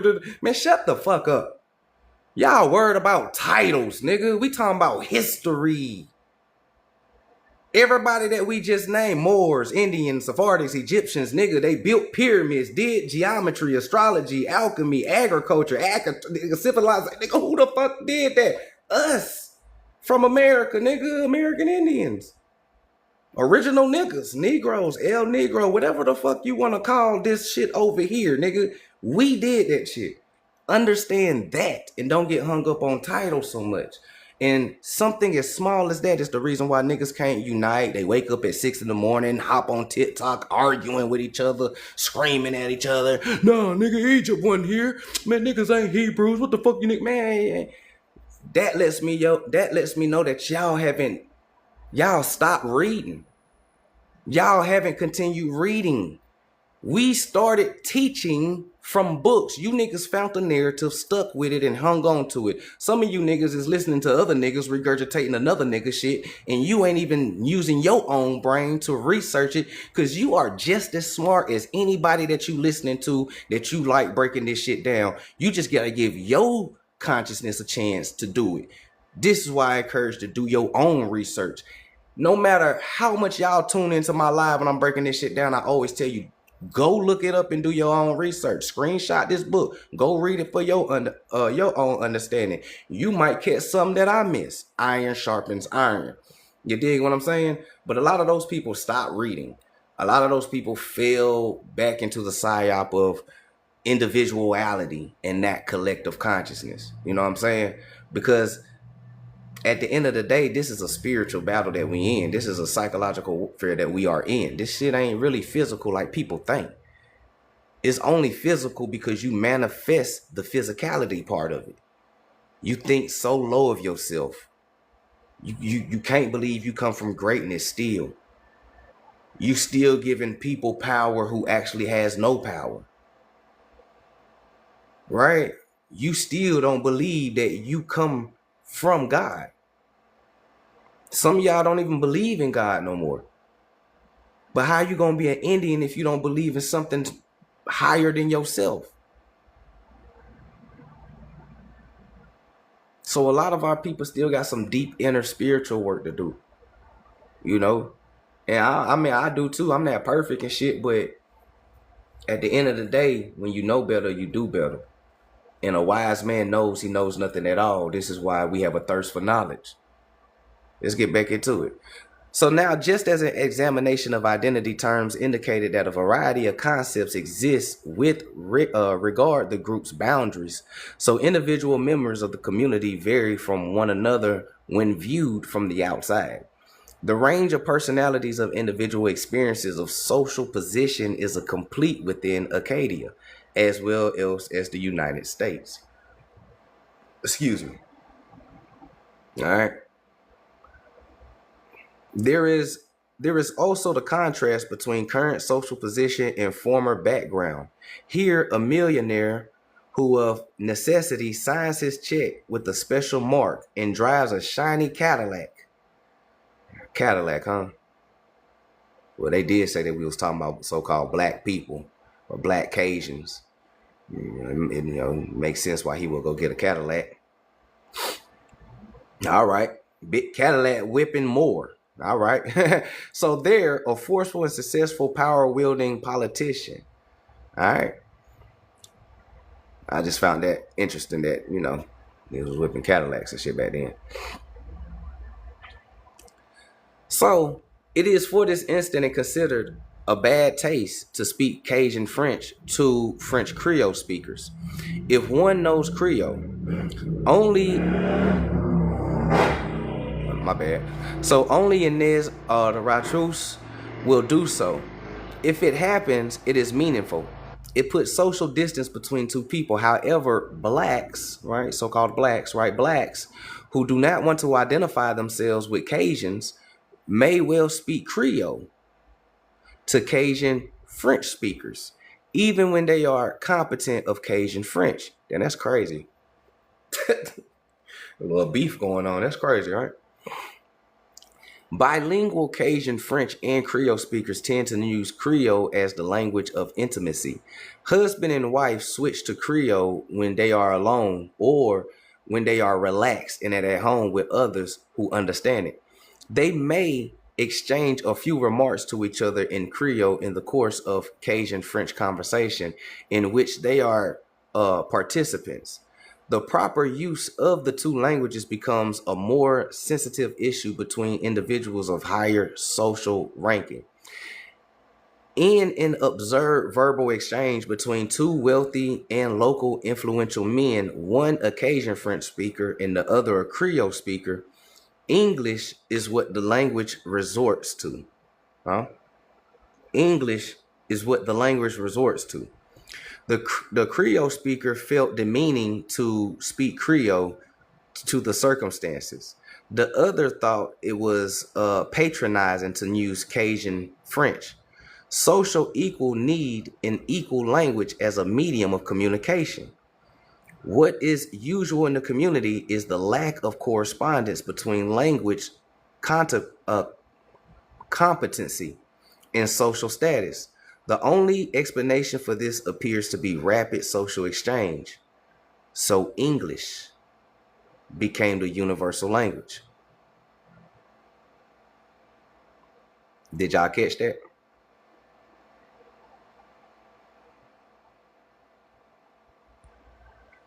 What is English for real? Or what later becomes Ebonics?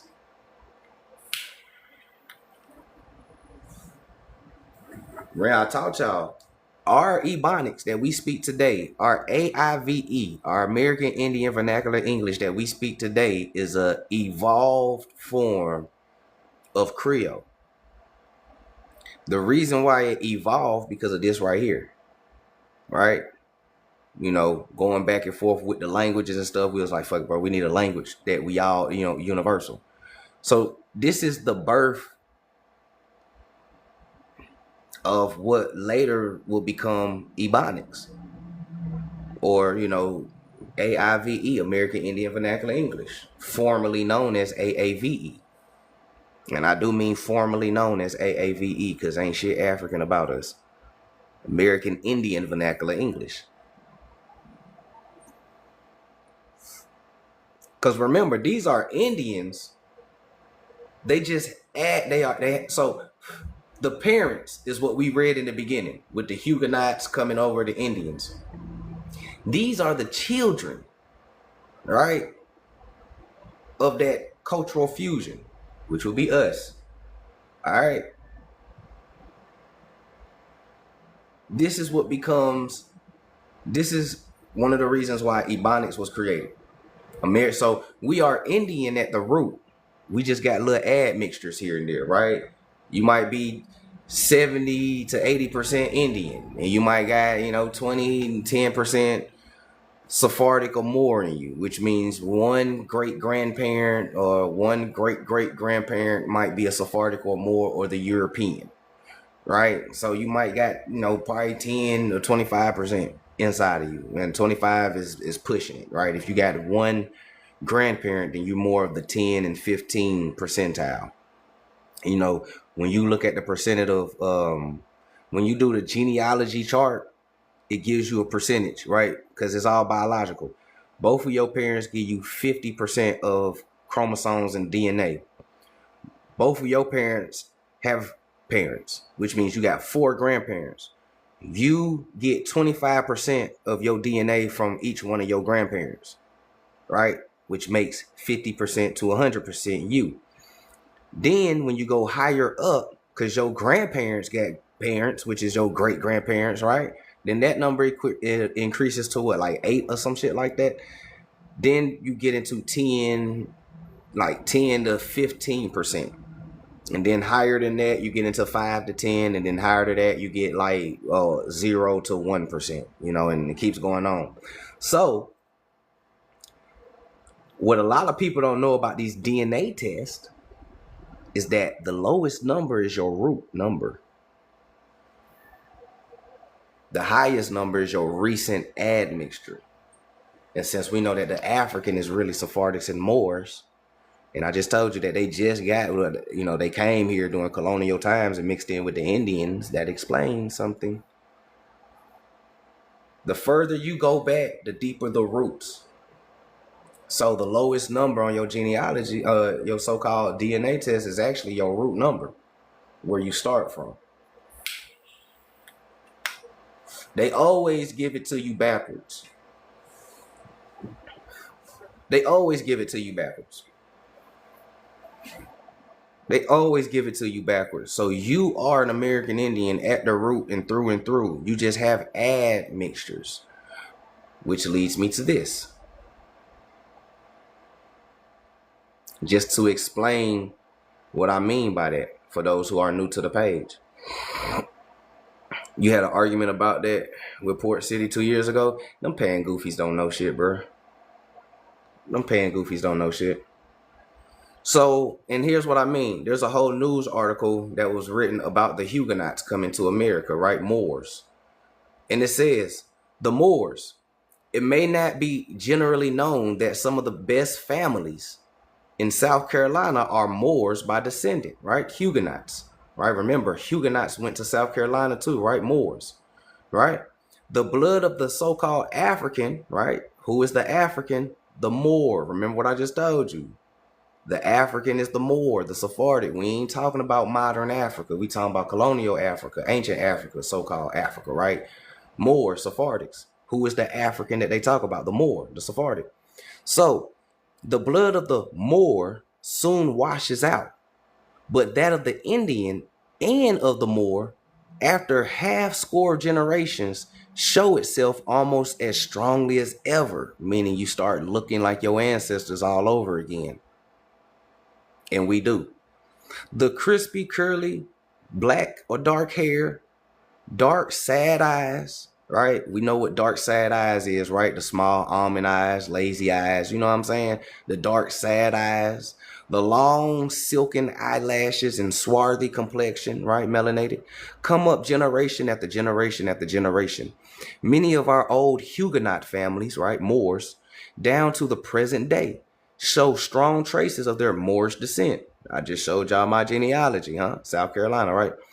When the Moors were driven out from Spain upon the conquest of Granada, thousands of them took refuge in the south of France, Huguenots, carrying with them the art of cultivating the vine, making wine, and growing silk. Remembering their bitter persecutions in Spain, they could never become Catholics or Christian. They could never become Catholics or Christian. Though forced by their position to renounce Mohammedanism and Judaism and become Christian, right? Jesus, they became eventually Protestant, right? Pretending to be Christians, right? Protestants. And the root word of Protestant is protest. It's the reason why y'all always protesting, huh? Let's keep going.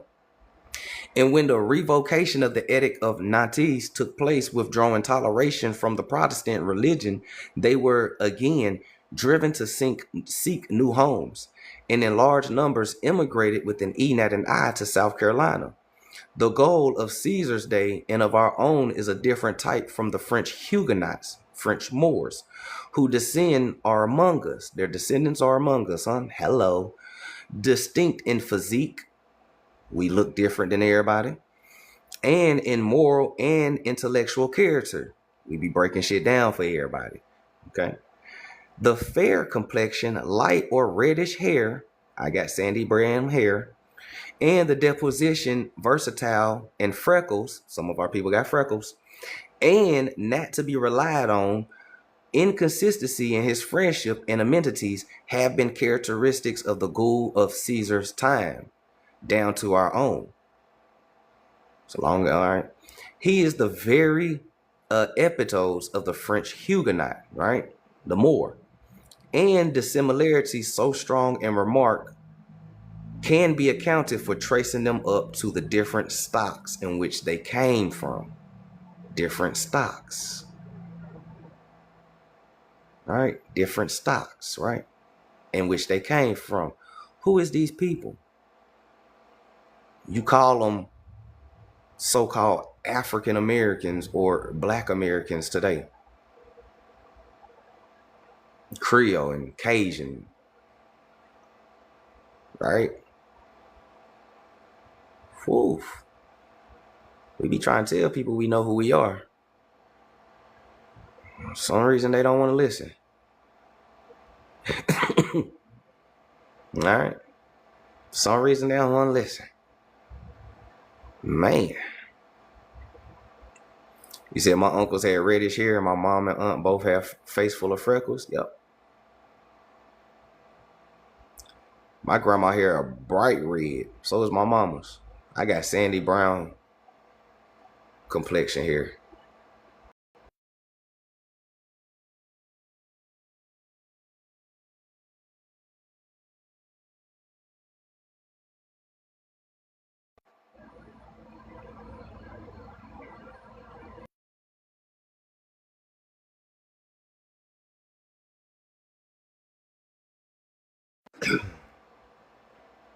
Right? Huguenot. All right? Let's dive back to the book real quick. Let's take it to the beginning one time. Let's take it to the beginning one time. All right? What is the beginning of the Cajun identity? All right? Kind of the same with the Creole identity, except it happened in Canada. The Creole identity happened in the West Indies in Southern America. Right? So the French Protestants, right? Huguenots, right? The French Protestants are called Huguenots, Moors. Suffered and was unalive for their religious convictions. In 1562, Admiral Gaspard de Coligny, a noted French military officer and Huguenot leader, right, Moor, called together several hundred French Protestants to take part in the first colonization attempt in North America. The first colonization attempt in North America, huh? Yeah, we don't have a Christopher Columbus story in North America, so I be wondering what the natives be talking about. They called us Indians because Christopher Columbus came here. Christopher Columbus ain't come to North America, boy. That nigga barely made it out the West Indies alive, nigga.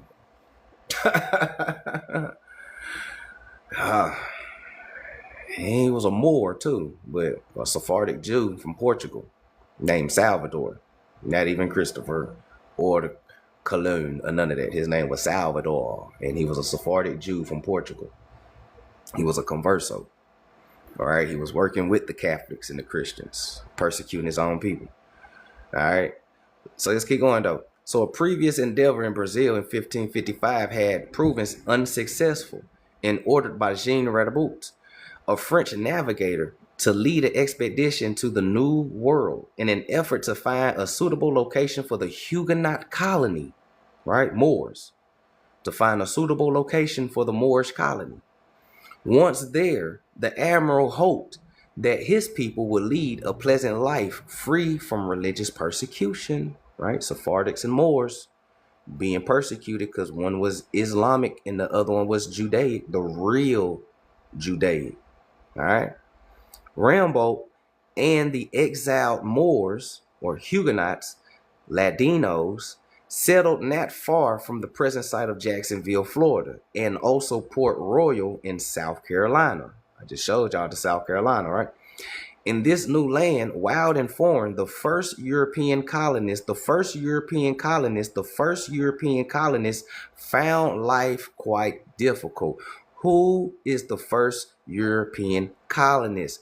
Huguenots, Moors, Negroes, so-called black people. So it's all this white shit that people be talking about. You know, white people colonized America. You know, white people did. Boy, stop. White folks are still in Europe at this time, G. The first European colonists were so-called black people. The Indians were copper-colored.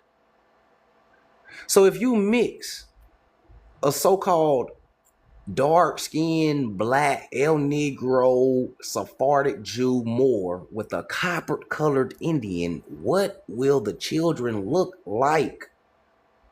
Somebody tell me in the comments, there's 80 people in here. If you mix a El Negro with a El Negro, American Indian, copper-colored, what will the children look like?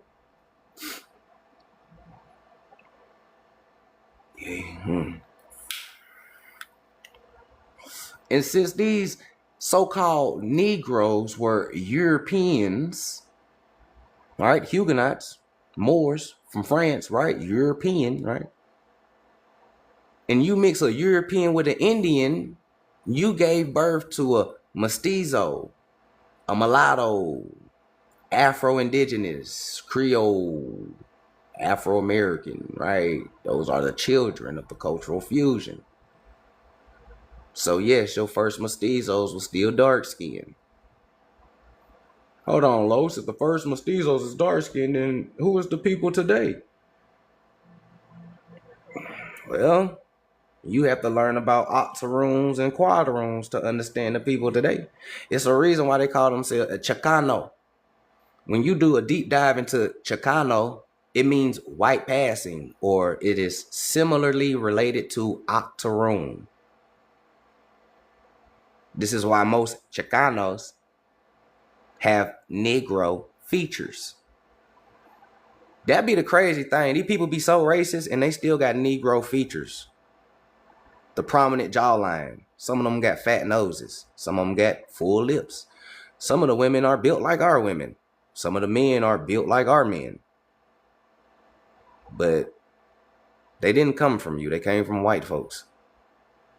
Like, a lot of them give more. We ain't about to go there. We ain't about to go there. We ain't about to go there, man. We ain't about to go there. But shout out to the ones that understand that it's okay to come from so-called dark-skinned people. It is okay. You know what I'm saying? It is all right. This is why you age better. All right. So the first European colonists found life quite difficult. Who is the first European colonists? Huguenots, Moors.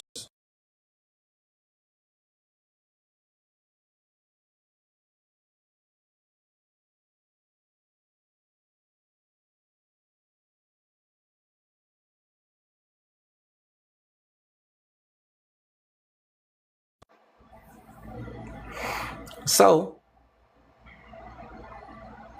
they found life difficult. As a result, they fell into a state of discord, rendering themselves vulnerable to all potential opposing forces. The inevitable came in 1565 when the Spanish arrived in Florida, right? Moors arrived in Florida and founded the city of St. Augustine, realizing that Florida was not spacious enough to allow the Spanish Catholicism, right? Conversos, and the French Protestant non-conversos to coexist. The Spanish, led by Pedro Mendez de Alavis, which I probably butchered the last name, but that is a Sephardic name, right? Mendez, right? Proceeding to capture the French fortress, Fort Caroline, and to unalive every last person. According to the Spanish, they unalived French colonists, Moors, not as enemies of the King of Spain. Nah, we ain't unaliving you because you're an enemy of the King of Spain. And we ain't unaliving you because Frenchman, because you're a Frenchman. But we are unaliving you because you are Huguenots and heretics. Listen to what the Catholics was doing.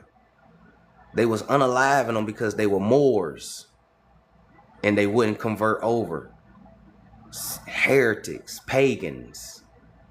Witch, burn them at the stake. Yeah. Moors.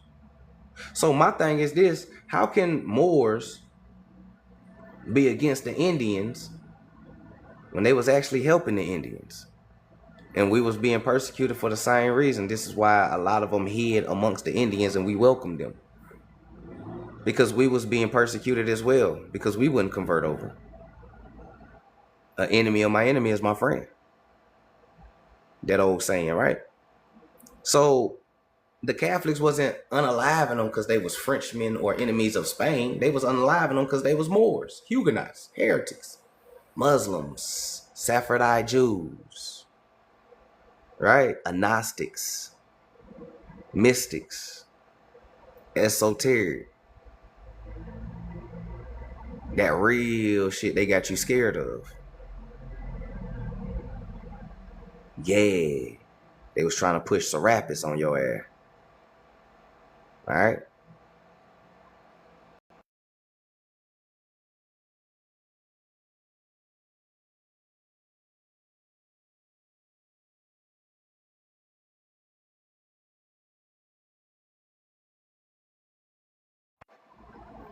Here's a side note. And you want to know what's crazy about all this?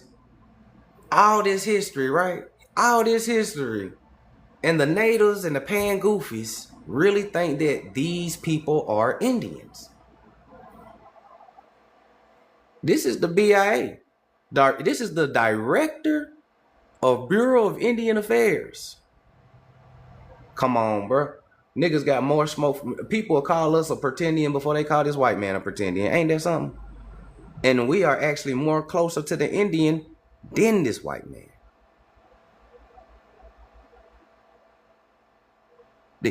You guys aren't federally recognized. Where's your tribal card? Are you enrolled? You want me to go to this white man who is pretending to be an Indian, and you want me to do what? Enroll. I don't want to enroll with you niggas. The fuck do I look like? I don't, nigga, what? If I gotta compromise my integrity for enrollment, man, y'all can have that shit. I don't care about no casinos. I don't give a fuck about no money. I don't even care about no, nigga, I'm already on Indian territory. What are you talking about? Indian territory ain't no reservation. All of America is Indian territory, and all my people stumping on the ground right now. After I end my life, I'm about to hop in the car and drive on Indian territory and pick up my daughter. And we about to go to the park that's on Indian territory and let her have fun. I'm on Indian territory. I ain't got to register in Oklahoma. What the fuck is y'all talking about? I don't care about none of that. All I care about is history being told right. And people understand and comprehend that the government, the very government that's giving you all this bullshit food, gave you the same bullshit GMO history in school and on Google for the Google warriors out there. I mean, y'all can keep spitting in that tube if y'all want to. Y'all look silly as hell. My grandma already told me what I am. And some of y'all will call y'all grandmama a liar on social media, which is wild to me. I never fix my lips to say grandmama lying. If my grandmama said we came from dolphins, nigga, then let me jump in the water then, nigga. Until otherwise. But y'all wild on this app. But y'all ain't got no home training. Y'all ain't civilized. Y'all wasn't raised right. Shit, you might not be our people. Calling your grandmama a liar, you might be African. Black British. Pretending to be us. Because everybody ain't an Indian. Every so-called black person ain't an Indian. And every Indian ain't a black person. Some of these niggas are the black European for real. Black British. Black Romans. Some of these niggas black German descendants. A lot of these niggas ain't us. We always talk about the Africans coming over here, but we totally neglect the fact that black British have been over here longer than anybody, and they still here. Pretending to be you, right? Slick Rick, Delroy, 21 Savage, Idris Alba, and the black British have always been here pretending to be you. The Black Caucus and all of these. These niggas is here. Now all so-called black people want the progression of other black people. Some of them niggas is working with these niggas on my background.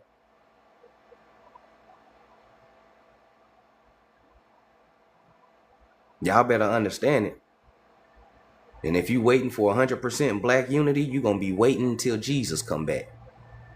Because ain't no such thing. We don't need 100% black, so-called black unity. No, all we need is 20%. 20%, nigga, we can tip the whole scales tomorrow.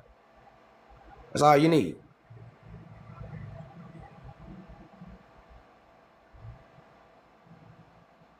All right. Talking about federally enrolled and shit, nigga. Y'all can keep that. I'm cool with my damn driver's license, fam. For real.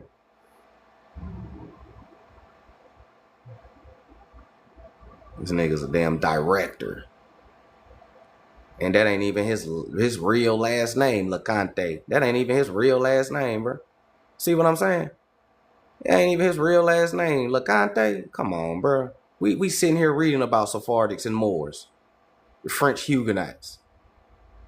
So not only is he not an Indian, that ain't even his real last name. That nigga look like Vladimir Putin. Or Putin, however you say that nigga name. This nigga look Russian, German or some shit. Look at him. This nigga look German, bro. Like he come from Russia. There was a lot of Ukrainians that immigrated to America, and they did go to the reservations. A lot of people forgot that. Yeah, this shit happened around 2020. A lot of Ukrainians immigrated to America, nigga, and they went straight to them Indian reservations. I shit you not. The Cherokee got exposed for it, but then it got hush hush real fast. Peep game.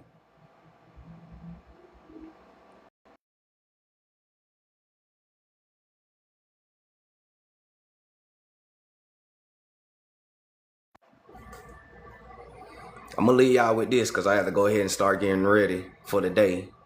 But I will definitely see y'all later on today when my daughter go to sleep. Y'all already know how the weekends go for the OGs. But I'm gonna leave y'all with this. If y'all want to screenshot this for those who never seen this book is called The Unexpected Faces in Ancient America, right? Ancient America, right? Unexpected Faces. This book got a lot of unexpected faces in ancient America, man. Right?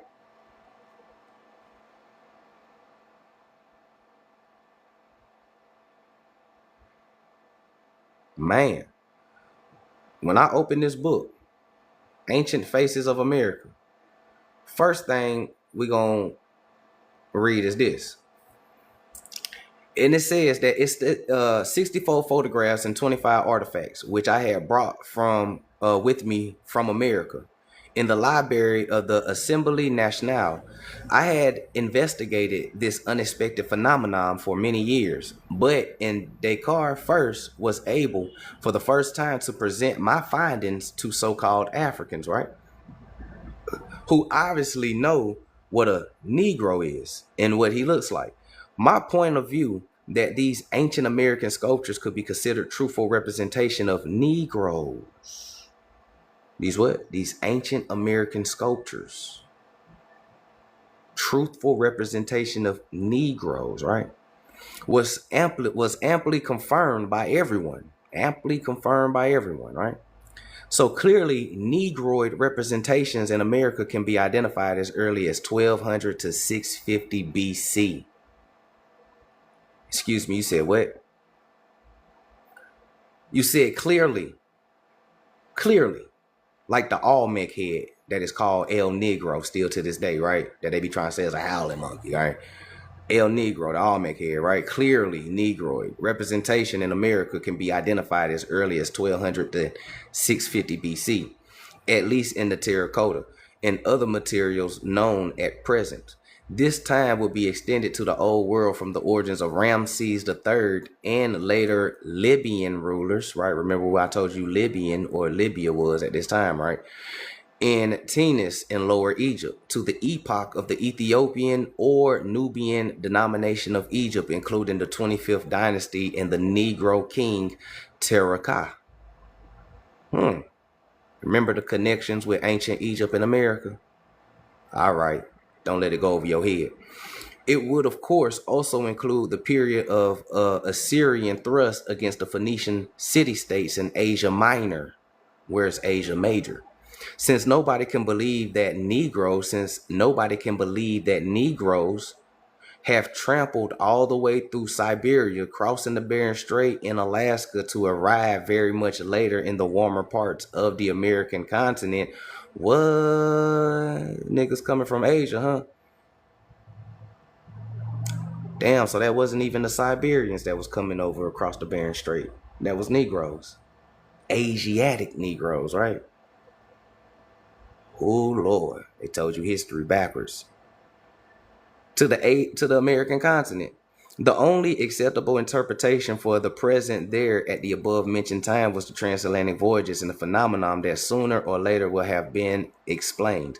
At this point, it may be appropriate to recall the navigation skill of the Phoenicians, who are Negroes, and the excellent quality of magnificent organization of their ships given us by contemporary eyewitnesses, the prophet Ezekiel, around 590 BC. And they said Negroes was in America between 1200 to 650 BC. All right. It describes the marvel of the Phoenician ship that follows. Right? I appreciate the gifts. You said the best and the most accurate arrangement of things I have saw when I went to look at the great Phoenician ship, for I saw the greatest quality of tackling separate disposed in smallest stewage. You know that ship comes to anchor and get underway by means of wooden instrument and many ropes, and sails by means of many sails, and is armed with many machines. It is armed with many machines in 430 BC. Machine guns, nigga. Niggas had machine guns in 430 BC. It was armed with many machines against hostile vessels, and carries with it many arms for the crew, and all of the appius which men used to dwell in houses, not teepees. For each mess, besides all of this, the vessels is a part filled with cargo, which the owner carries for his profit. And all that I have mentioned lay in no mention greater space than will be found in the chamber large enough to hold conveniently 10 beds. The beautiful black stone head of the Egyptian king Torka in 680 BC. Damn. That's crazy, right? Unexpected faces. Oh, that's a very unexpected face right there. That is definitely a Negro. That is definitely a Negro. They always be, show us some artifacts of you guys being in America. We could show you artifacts all day. The question is, are you still going to display cognitive dissonance after we show you? And most of you do. Yeah, it's a very Negro. He said that, fro. Yeah. And you know what? Here's the crazy thing. Look at this one right here, though. Look at him right here. Look at this. Get a good look at him. I'm talking about a good look at him.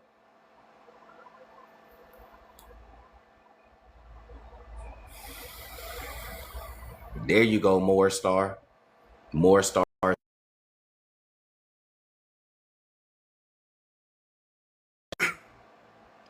Shit look like Buddha, didn't it? Look like Buddha, don't it? Buddha's temple is in the Grand Canyon. America's the real old world, huh? And it got that sleepy look, right? Sleepy eyes, as they describe the descendants in South Carolina, right? Sleepy eyes, huh?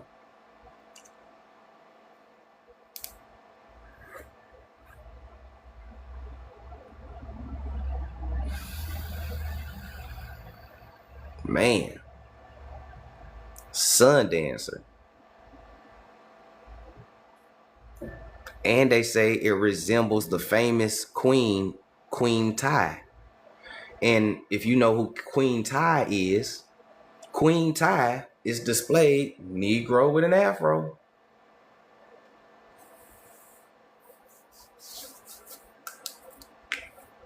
So Buddha and Queen Ty, both are Negroes, right? Queen Tyre, yeah.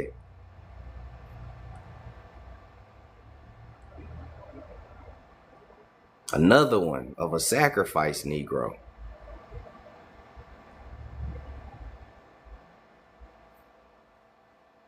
I got some folks still in Veracruz. Facts, hell yeah. Right? Unexpected faces. Niggas got faces in the mountain.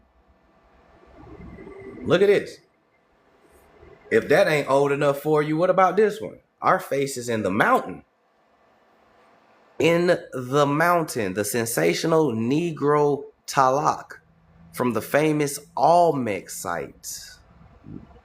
A view of the Negro or Negroid rock mask.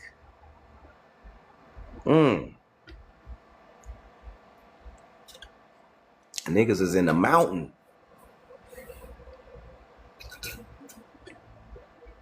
Had to be a giant to carve the face in the mountain. Uh-oh. Had to be a giant to carve a face in a mountain. Uh-oh. Who was the giants of America?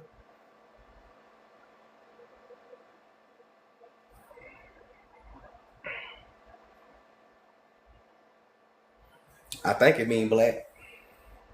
I think it mean black in that language.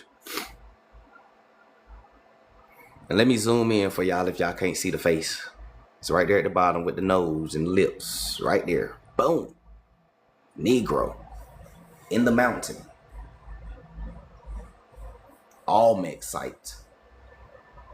A Olmec site. Olmec site.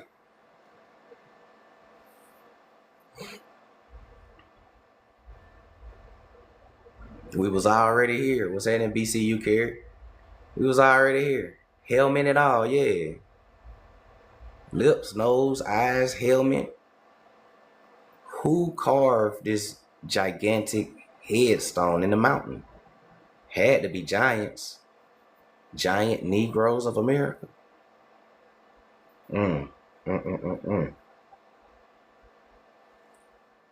Y'all remember the book, The Giants of America? I read to you that they found 12-foot, 9-foot, 8-foot American Indian Mississippian mound builder skeletons in the mounds. Yeah, we know who the mound builders are. We know who the mound builders are.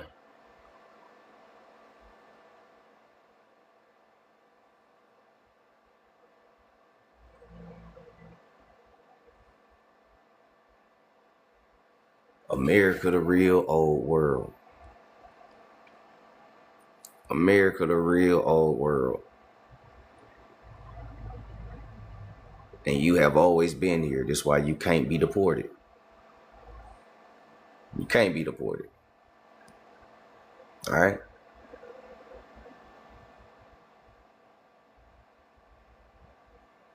Some more unexpected faces.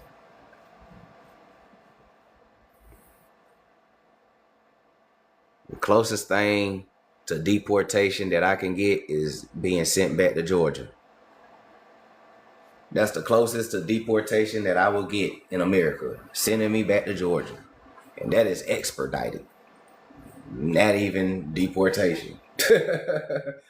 We get expedited. Extradited. But we don't get deported.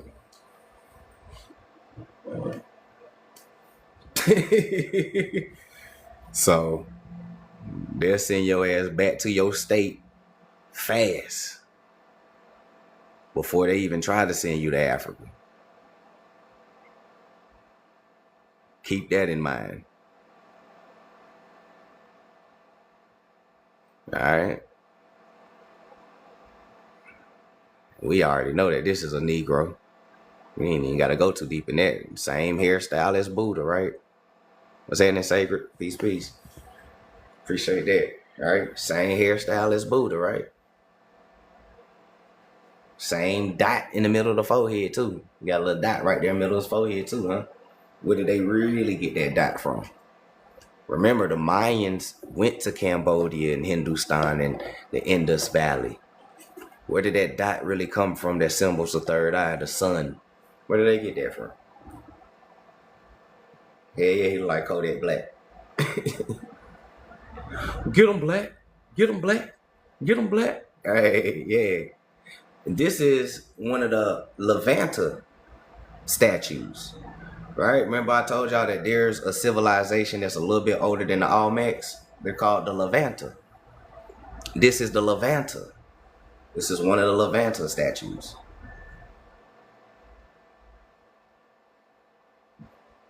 And it's a reason why they would never tell you about the Levanta. You got to do your own research on the Levanta civilization. They'll never tell you that. Trust me. And when you start looking at them statues, and you'll start to see why.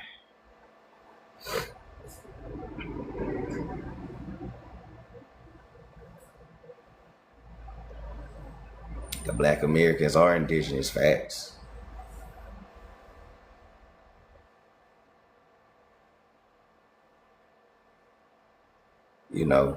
And it'd be weird though when Africans be trying to side with other people, bro. That shit it ain't weird because I know history and I know the lineage that they come from.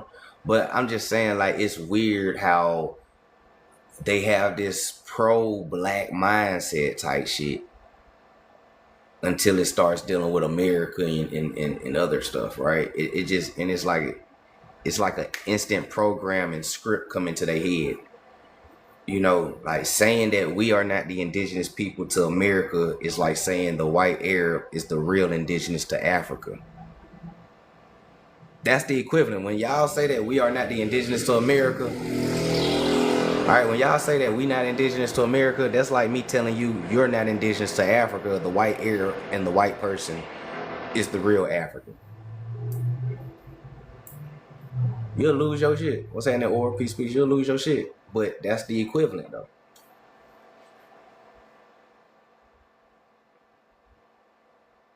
Yeah, it's like saying we're not indigenous to the whole planet.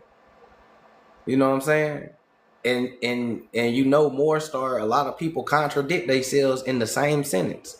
They'll say that, you know, so-called black people are the first ones, and black first, my brother, indigenous people, you know what I'm saying? They'll say that, and then you're like, yeah, bro, America too. No, hold on, wait. Native Americans are the indigenous people. You be like, what? Your ass come from Africa. Huh? You just said it was a global melanated. The fuck are y'all? Oh Lord, yeah. That shit be crazy, man. That shit be crazy. Appreciate the gifts, Sacred. Appreciate the gifts, y'all. Thank y'all for the gifts. I really do appreciate it. Y'all the real MVPs.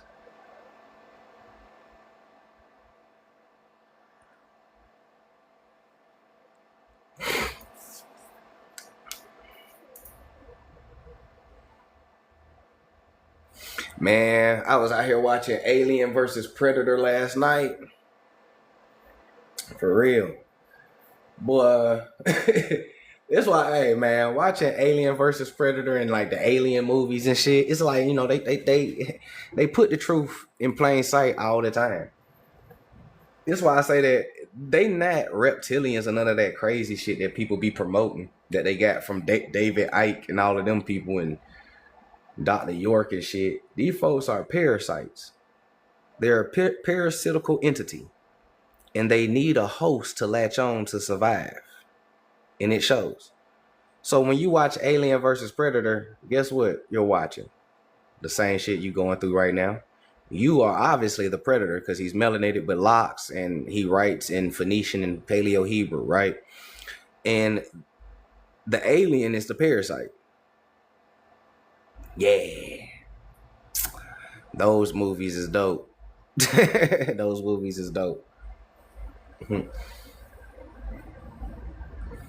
In one of the movies, the alien got dreads because it's a hybrid. Remember, in the end of one of them, the alien had put the parasite seed inside the predator, and the predator people came and got them. They put them back on the ship, and they took off. And then what happens is that parasitical seed that it puts inside you, it takes your DNA, modifies, and then it becomes a hybrid version of whatever it was. So when it came out of the predator, it had locks and the predator ability and the alien stuff. So it was a hybrid, which, you can kind of relate that today too. You take it how you want it. You can relate that to today too. You can take it how you want it, man. But yeah.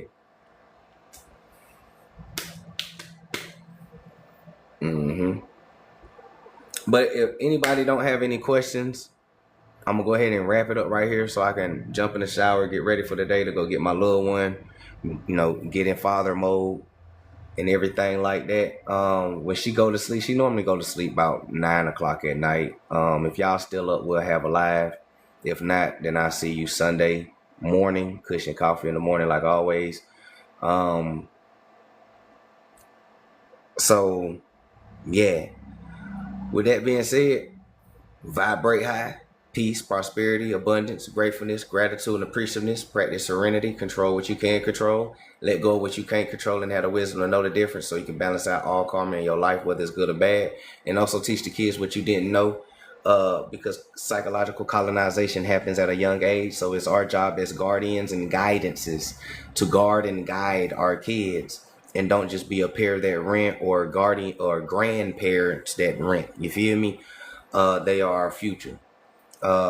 If you're interested in my book, the link is in the bio of my profile, the Gumroad link. If you haven't grabbed your copy, and Eclipses in America, Reclaiming Our Consciousness 1 and 2, very dope books. Appreciate those who grabbed the copy. Hope you enjoying it. I got Cushion Coffee in the morning, Sophia lettuce jars in the making. I'll let y'all know when that's ready. And if y'all want to, feel free to donate anything to the Cash App. All donations and support and everything is most definitely welcome and appreciated and everything. You know what I'm saying? Y'all the real MVPs. So until next time, in between time, I'ma holler at you. Peace, peace.